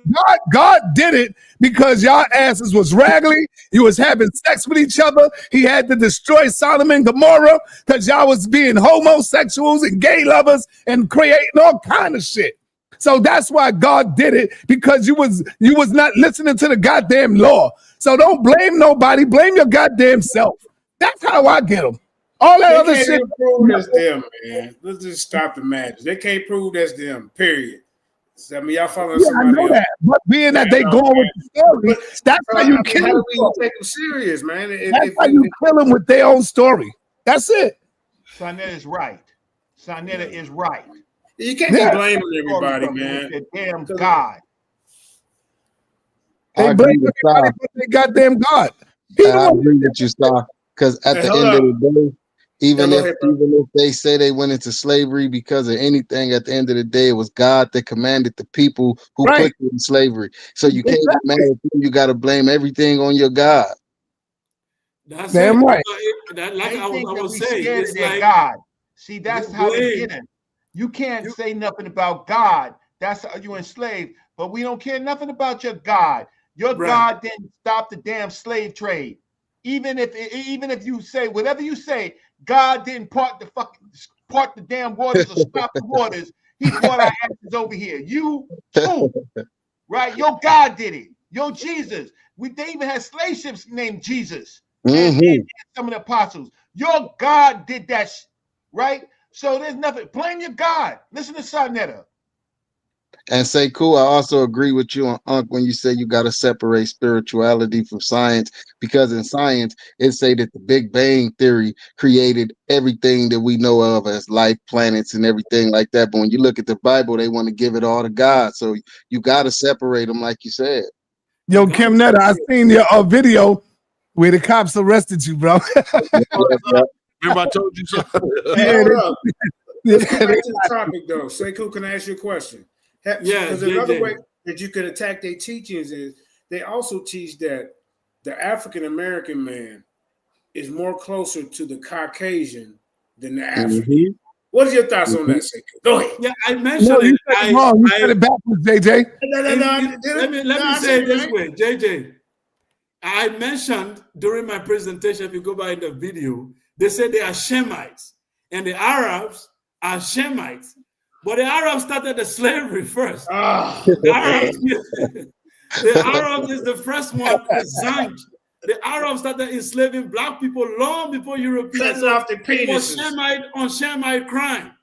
Right. Yeah. That's bad. That's a cold and then their God said, Japheth will dwell in the house of Shem. He's your brother. So now, how did your brother, the Japheth, the white guy, came to buy you from Hamites? This whole thing is crazy. It's a crazy man compound. I'm saying you could debate him on that topic right there. Call them out of all you got to bits and pieces. You got to put it because they got a whole bunch of different flaws in there. So you can just, it's like a grab bag. Everybody up here can get a debate. You know what I'm saying? It's a whole cock and bull story. It's fake. It's a lie. They can't prove it. That's why I wanted to bring in. I'm like, where are the Hebrew Israelites? How did they come into from the 770 AD and they moved into West Africa and they were living in the kingdom of Judah? I need the map. I need the migration route. Can I say something? You say cool? Yeah. Just like you know, those our Israelite brothers, all our religious brothers are here over here in America, right? And you a scholar from over there, right? So wouldn't you know? Wouldn't a scholar from Africa know more than a regular American from here with a biblical thought and biblical ideals? Whether we ain't gonna put your scholarship online. We just gonna say your scholarship from you in that area, you grew up in that area. You would know more about that area than an American would, and less than that American was over there and he grew up over there, then he came back over here. So all I'm saying, it makes total sense that someone, African scholar, would know more about Africa than these Hebrew people over here. That's all I'm saying. Yeah. Hey, real quick. So scholarship. Okay, let me come in. You know, scholarship doesn't depend on whether you live on the continent or not. You can be a scholar in America and know more about Africa than somebody who lived there, because you get the training and you get the training and the skills. Because what if you don't have the training or the skill? Yeah. So it's all boiled down to training and skill. But the little advantage I have, yes, I have the training and the skill, and I also live there. And now, that's what I'm saying. Yeah, so that gave me a lot of, because when people talk about Hebrews in Africa, look, I live in Nigeria for like 7 to 8 years. I live among the Igbos. I can tell you about the Igbo people claiming to be Jews. I can give you the entire breakdown. It was a group of Christians, just the way you have in America, because they couldn't identify their ancestors in the book, which naturally, when you become conscious, you'll be like, why do I follow a book where my ancestors are not in it? Naturally, you should dump it. So they see that they can't dump it because they got addicted to the story. So they say, you know what, we will insert ourselves in the story. And let me be a little bit more. That's what happened to the Igbo. There is no Igbo. The Igbo spirituality, the Chukwu, the Odinaka, all the ancestral God have nothing to do with the Hebrews or the Bible. It's African spirituality straight. All I was saying was, hold on, JJ, hold on, real quick, man. Would you talk real quick? Would you talk about Hebrew? All I'm saying is the people want to debate. Oh, okay, go ahead, son. Then I'm trying to set this up. Let me go after you. All I'm saying is the believers, the people who believe the book over here, the Israelites, whoever, they just read the book, not the scholarship of them. They read the book and they go on the book. Then you're dealing with a man who trained and he's from the continent.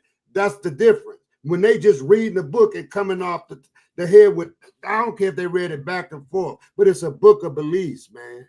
That's all I'm saying. He's really, go ahead.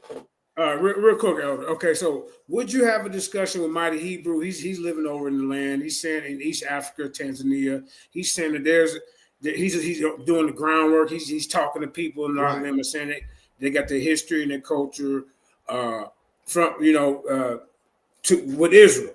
So I think that would be a better, more professional conversation. And then also another debate. People talking about in the audience, I know they want to see debates. Okay, so and then Jeremiah Ben David, he wants to get in the ring with Angola. See, I be watching the back and forth. Yeah, but he got the same talking points though, man, Digger. No, he don't. The Hebrew. I'm talking about the Hebrew. He still say the Africans are Hamites too. He teaches that. Oh, you talking about the other in the audience? No, I'm talking about Mighty Hebrew. He teaches that the Africans are that damn Hamites too. But that's what I'm saying. Sekou is saying. Now I don't know if he say that. So no, he do. I know he say that. I know he teaches that. I do too. I was getting at him about that. I was like, why are you over there if you saying they're not your people? I was talking to him about that. Why are you over there in Tanzania, bro? Right. But he said he building a nation over there. I don't know. I mean, we could give it a try. Hey, Sekou want to debate an Israelite. I think that would be a more respectful conversation. I tell you that. Yeah, Mighty Hebrew gonna call you out your name. He ain't gonna say really he above want you. to None of that. know how they are, because we understand if you go to do field work in Africa, most of these things were done in the 19th century, early 20th century. We have people like Blyden in Liberia who have gone around to actually investigate. Right now, if you go and you meet any African who tell you he's a Hebrew Israelite, the next thing you check his wallet or check his bag, you find a Bible in there. He was a Christian. He's gone to church and he converted. If you go to the village and meet an elder man who has never gone to church, never read the Bible, ask him about goddamn Hebrew, he will tell you, what are you talking about? Thanks. Tell him about Yahweh Shah. He's going to tell you, what are you talking about? Sekou, you know what they do over here in American penitentiaries? In the penitentiaries over here, when you get sentenced, Sekou, they give you your sheet, they give you your linen, and then they give you a small Bible and and tell you to go into your cube or go into your cell. Why would they do that, Sekou? Because they programming you from there. They say, yo, we're gonna make this nigga pray to God that he get out of prison or whatever. And they give you the Bibles, brother. They give them away in jail. What have they ever gave us free that was good? I'm just gonna be honest. Hey, listen, I think you and Mighty Hebrew would be a good match. I really do. Because let me tell you, JJ, the first time I heard about the Black Hebrew Israelite, to be honest with you, I was very naive. I didn't study about it. I was like, if this is a Black nationalist group, I would rather when I go to war, I would rather have a Black nationalist group at my back than to have Muslims at my back, because the Muslims sell out to the Arabs. That was my initial thought. I wasn't against them. But when I saw that they are internalized racism and division that they've created, I'm like, they are going to fail, because you can't win like that. Look at the Jews. They built an empire on a lie, but they were strategic. Because you can use a lie to build a nation. Let me tell you this. Every nation is not built. America is built on a lie. Israel is built on a lie. Canada is built on a lie. So we can hate them. They can build a real nation on a lie. That would not make it a truth. It will still be a lie. But they are not strategic in their lying. When the Jews decided to lie about Zionism and they were going to remove the Palestinians, they went back and made peace with the Europeans. The Europeans don't like Jews. White people don't like Jews. But you know what? They attacked their banking system. Then they made peace with the Germany that killed 6 million Jews. Today, Germany is paying reparation to Israel every year. They are now allies. They decide to make people who killed them yesterday to work for them. Donald Trump worked for them. But you said on the street corner, we hate the Africans. Africans have one of the largest deposits of mineral resources in the world. That's the place you hate. The Chinese are dying to go there. The white people are dying to go there. You want to stay on your street corner. We hate them. We are fighting. We have this anger of 600 years ago. Dude, I was not in Africa 600 years ago selling people. You were not there. This story happened. Now, can we have a geostrategic plan to be able to defeat the world? You want to stay in your corner? I hate the Africans. I'm crying. The Jews could have done that against the German and white people. They could stand on the street corner and say, you sold the Jews. We are angry with you. They would have never gotten an Israel in Palestine. But they were All right. Let me bring on Silky, and then you can close us out, Sekou. Let me bring on Silky D. Go ahead, Silky. You ain't speak yet. Yeah, it wasn't good. Oh, yeah, man. I've been patiently waiting, what I'm saying, just to, get my time. But, yeah, man, I'm going to keep it short and brief. Shout out to Sekou, man. You know what I'm saying? I see you out here doing your thing, dog. I'm proud to see you putting in the work, man. And, it's a hard struggle. They're going to come with everything they can to tiki torches. So you might as well expect the uproar. You know how it go. But, yeah, that's all I had, man. I'm keeping up the good work, the whole panel. Shout out to the sa.neter world. You know what I'm saying? Hit the lights. Everybody hit the lights. Ain't nobody you want to call out? Well, what's going on? All right. Hold on. Moses, let's go, Moses. You here? I know you. I seen you in the audience, so I know you've been watching. What's up, man? I know you like this African talk, huh, Moses? Yeah, most definitely. Most I know. Hey, but sa.neter, man, I know I ain't gonna be able to show no slides because you get ready to close out. But I did want to say to Sekou, man. Earlier he was saying, you know, where have you seen names like Canaan or Cush? Don't do it, Moses. Don't do it, man. Please, man. Come on, let me rock Don't out. bring this pseudoism in that, man. Come on, Moses. Please don't do this. Hey, you deflecting right now. You know you deflecting. You being a magician right now. All right, go ahead, man. The reason why you being a magician is because I can't share those slides. And the reason why I'm making an issue about these slides that I wanted to share is because Sekou, these words are English words. The Bible, man. Here you go, man. The Bible is telling you it's taking place in African territory. So that means that even when you see a name like Canaan or Cush or Mitzrayim, you have to even look up those names in that language over there, and you'll find out that those names don't even apply to people. For example, Canaan, the word Canaan means glory, and the word Ham means tropical. So you mean to tell me that there is no such thing as a tropical place or a glorious tropical place? Because that's how I look at Africa at one time, especially in that area. It was a tropical place. And it was, and that was during the time that Kemet was in their glory. That Canaanite territory is a Kemetic territory. According to the Bible tells you that all of them was brothers. So if you look at it from an African standpoint, you understand, you look at the definitions of these words, you understand that it's talking about this tropical area during the time of Kemet's glorious period. So when you said that Canaan and Ham don't exist, yeah, according to y'all understanding that the white man gave y'all, but if y'all study the Bible the way it's supposed to be studied, when you study the language that was taking place in that territory called Canaan or Palestine today, you see that these words are pointing at the leaders that were in Cush and Kemet in those dynasties, or during the time that that's really what I see all of these stories about. The stories is about all of those dynasties and how they ultimately ended up marrying outside nations, which ultimately led to the fall of that dynasty when they started bringing in the admixtures and stuff. And that's what's happening in the Bible. Y'all can't say that. Y'all just can't go by what the white man is telling you. The white man is telling you a Harry Potter story, but if you're gonna see that it's taking place in an African territory, you have to look at all of those stories through African lenses. When you're reading about a Canaan, you most likely are reading about a whole nation, not one individual person. Okay, so, can I respond? Yeah, go ahead. Who was Nimrod, the son of Cush? I would have to look that up. I won't even comment on it. I'll have to look that up. I know what the white looking for a got you moment. I understand. Yeah, I know what the Nimrod is, what they told you, but I don't think that's really what it means over there. It might okay. So are you saying that those nations that we have mentioned, they are some type of allegory? They are not literal. Is that what you said?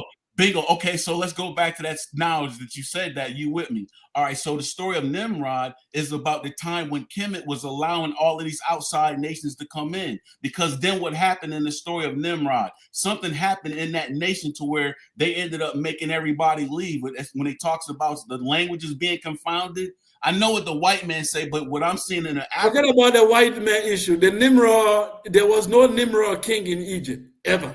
But the story, Libya? But look at the story. The story is about the Tower of Babel. It talks about where did the Tower of Babel happen? In Kemet. Kemet is in Kemet. When they were bringing in the Greeks and all these other people, and they were allowing outside. Oh my God, bro! Based on the definition, based on the Tower of Babel took place in Egypt. Not the story that you're talking about, but the story is about. Are there two stories of Babel? You're talking about the white man story about. Bro, Babel. What do you mean by white man? White man. The Bible is written in white man language. But that's what he's talking about. But that's what you're talking about. I'm telling you from an African standpoint. That story is about Which African standpoint? Oh, Bob. Hey, cool. Hold on a second.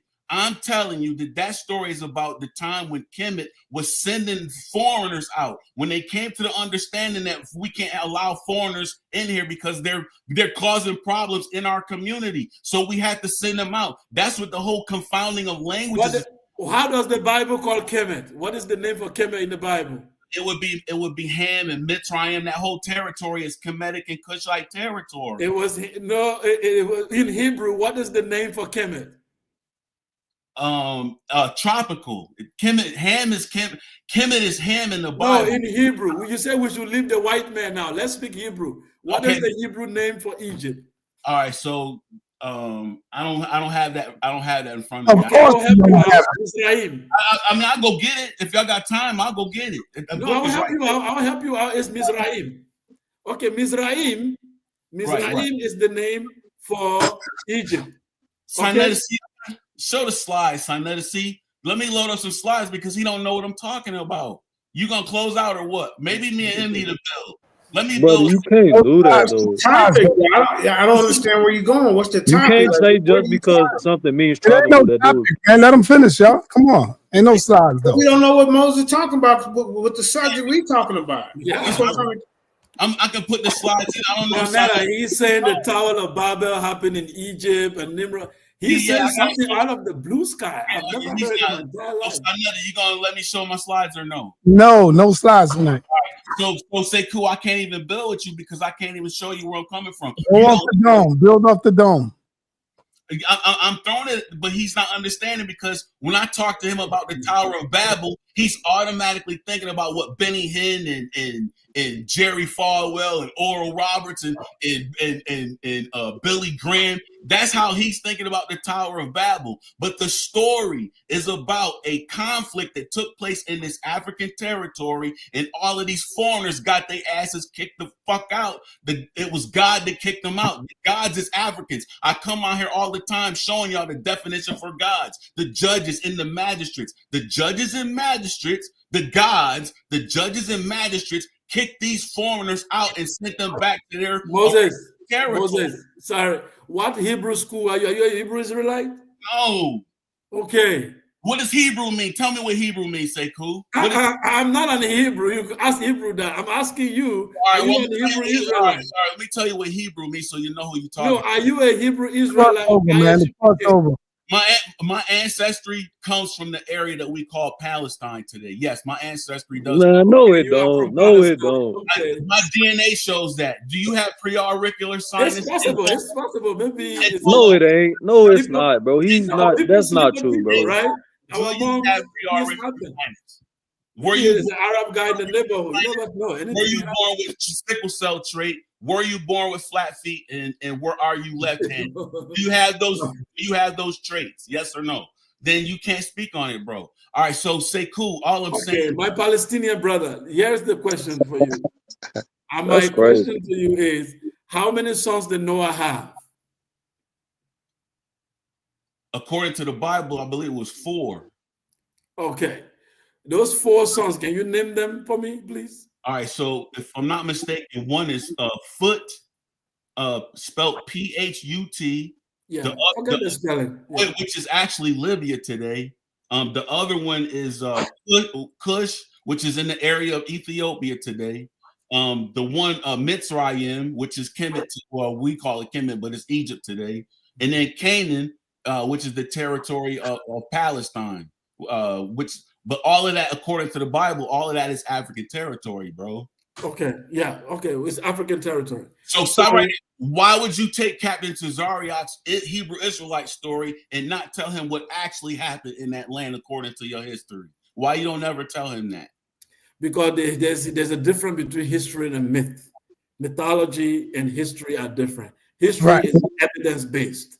History can be researched linguistically, archaeology, DNA. We can be able to gather the data and connect the dot.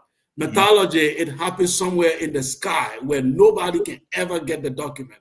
It happened in people's brain where you can never geolocate what happened in the brain.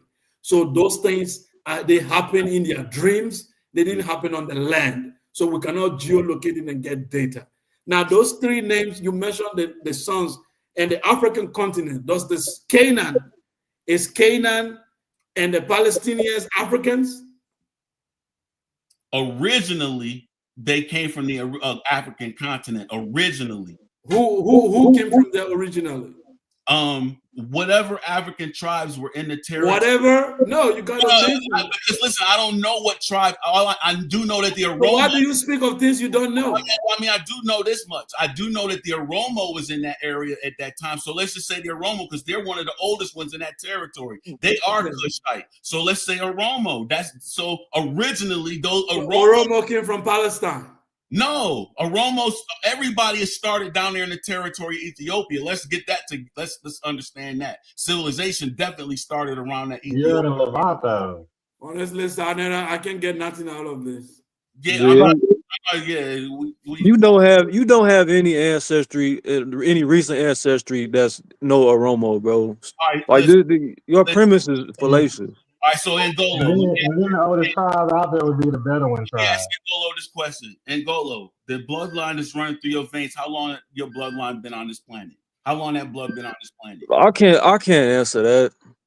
Just give me a guess. I'm not but that's the difference between me and you. If I don't have empirical facts to back up a statement, I'm not gonna make it based on what I feel. No, you can't do that. You have an empirical fact. You know that your bloodline been on this planet at least as long as life has been on this planet. No, I don't know that to be the case. That's what I'm saying, bro. You can't have a rational discourse with somebody with your thought process. Just go ahead, brother. Just talk, bro. Hey, hold on. Genesis. I keep telling you, you got to show me who you are before I let you up. Okay, I got you. You got a question for Sekou? Genesis? I'm sorry, yeah, I want to ask you. All right, so what part of Africa do you come from?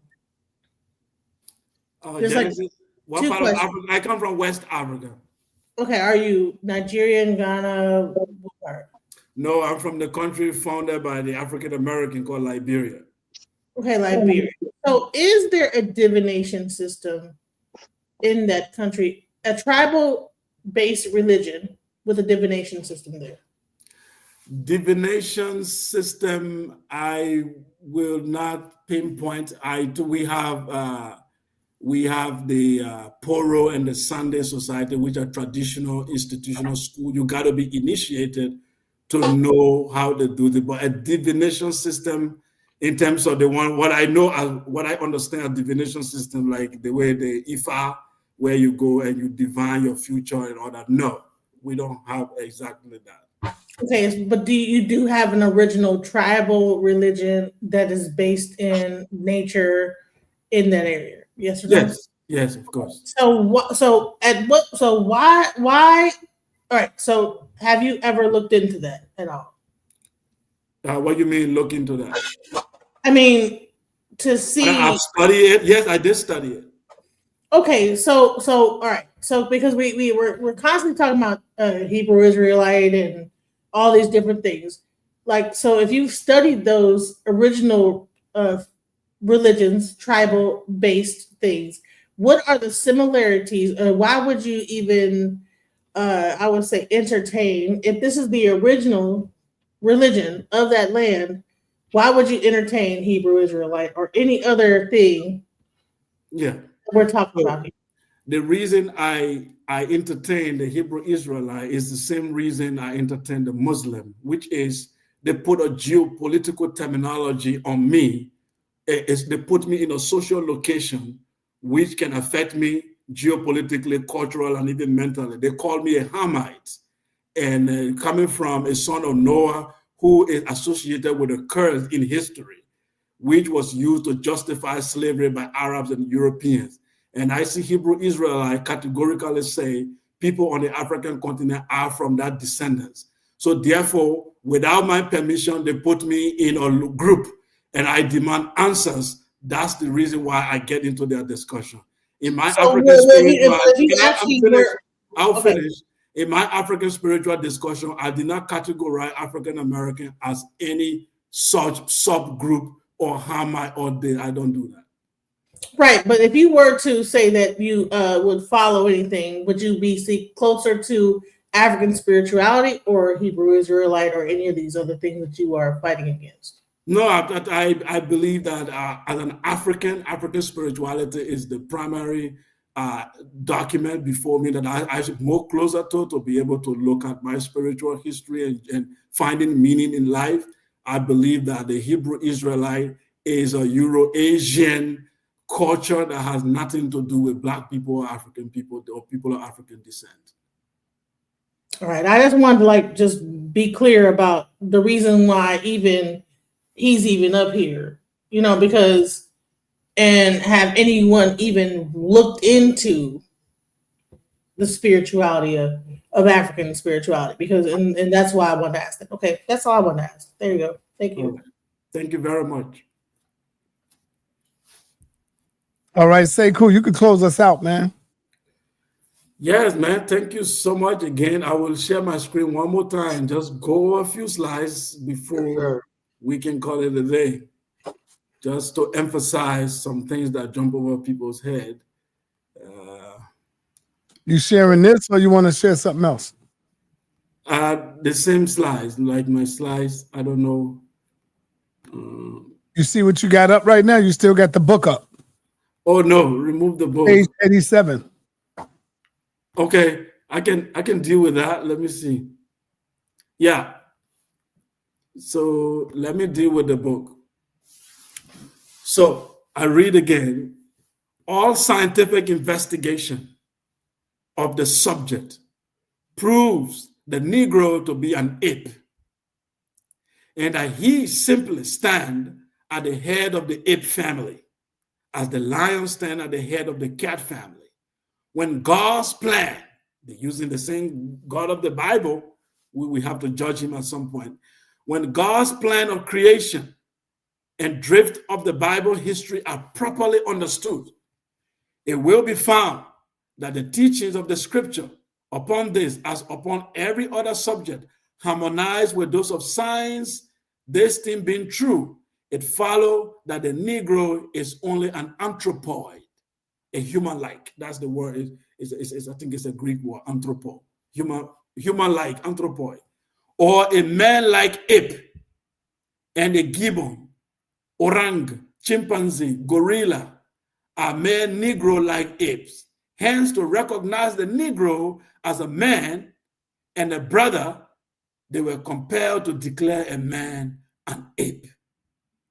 So, the modern Christian, like the atheist, takes man whom God created in his own image and takes the Negro whom God made after his kind, the ape, and places them in the same family, a different race of one species of animal. The only difference between them is that the atheist perpetuates this enormity in the supreme contempt of God's plan of creation and his open defiance of his law, while the modern Christian commits the same infamous crime in the name of the Father, the Son, and the Holy Ghost. This book in the 1900s says that the Christians who have supported the monogenetic theory that all humans descended from Adam and Eve and descended from Noah after the flood committed a great crime against the Bible and God for making the Negro a human being. We have been indicted to be animals by a group of people I call Bible believers. They question our humanity. They question our existence. And you turn around in 2025, pick up the same theory and say, yeah, they were wrong in one area. They included the African American. But if there's all the African Black on the continent, y'all go ahead. This is the way you want to turn this theory into. What you don't know, anytime you hear the word Negro, you hear the word Hamite, these are all terminology that were used to denigrate us, to make us less than human. Have you traveled around the world? I have. I've been to Asia. I've been to Europe. I worked 4 years in Europe with Red Cross. Okay. I've now in North America, for Africa, I've been around, except from Egypt, I've been to many parts of the African continent, even in North Africa. I've traveled around. I think the only continent I have not touched yet is South America and Australia. But rest I have been to. Everywhere you go, a black man, as soon as you appear, they question your intelligence or other group. They question your ability. They question your intelligence. They question your capacity. You got to prove yourself before they start to respect you. When a white man appears, with all his incompetence, they accept him first as qualified before they find out he's not qualified. That's why Charlie Kirk said, if I see a black pilot, I will wonder whether he's qualified. So we black people, why are we entertaining these theories, trying to prove a religious point? Religion does not have any rationality in it. It is a mythology created in the Middle East for Middle Eastern people. It is not applicable to any scientific evidence.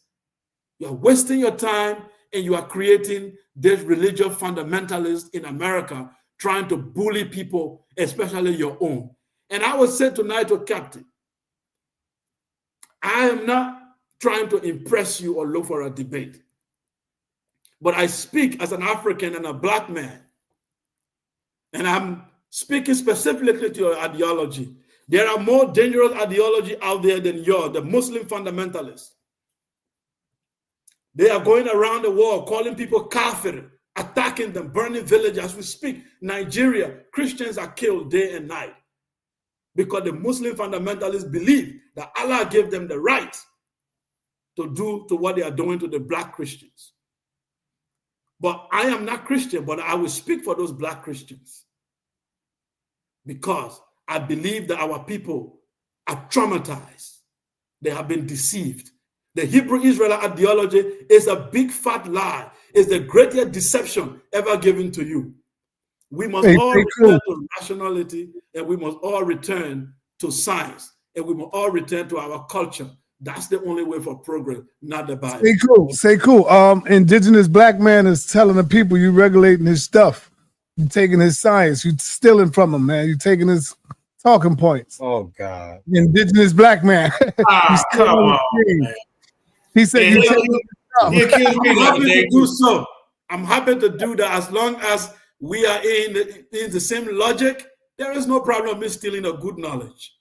Yeah, he said you stealing his stuff, man. Okay. All right, but that's good. Sekou. Thank you. When you ready for part 2? Next week? I will let you know. All right, got you, brother. Peace. All right, peace, man. Hey, think about Pastor Bennett, because Pastor Bennett wants smoke with you too. So think about that. I might have to get you. I might have to get Pastor Bennett for you. All right. You know who that is, right? Cool. When you move up in the ranks, I might give you a shout out to go. You hear me? All right. All right. Peace, man. Peace, Sekou. Peace. All right. Peace. Good show, brother. Peace, Sekou. Good job. Peace. Great show, Sekou.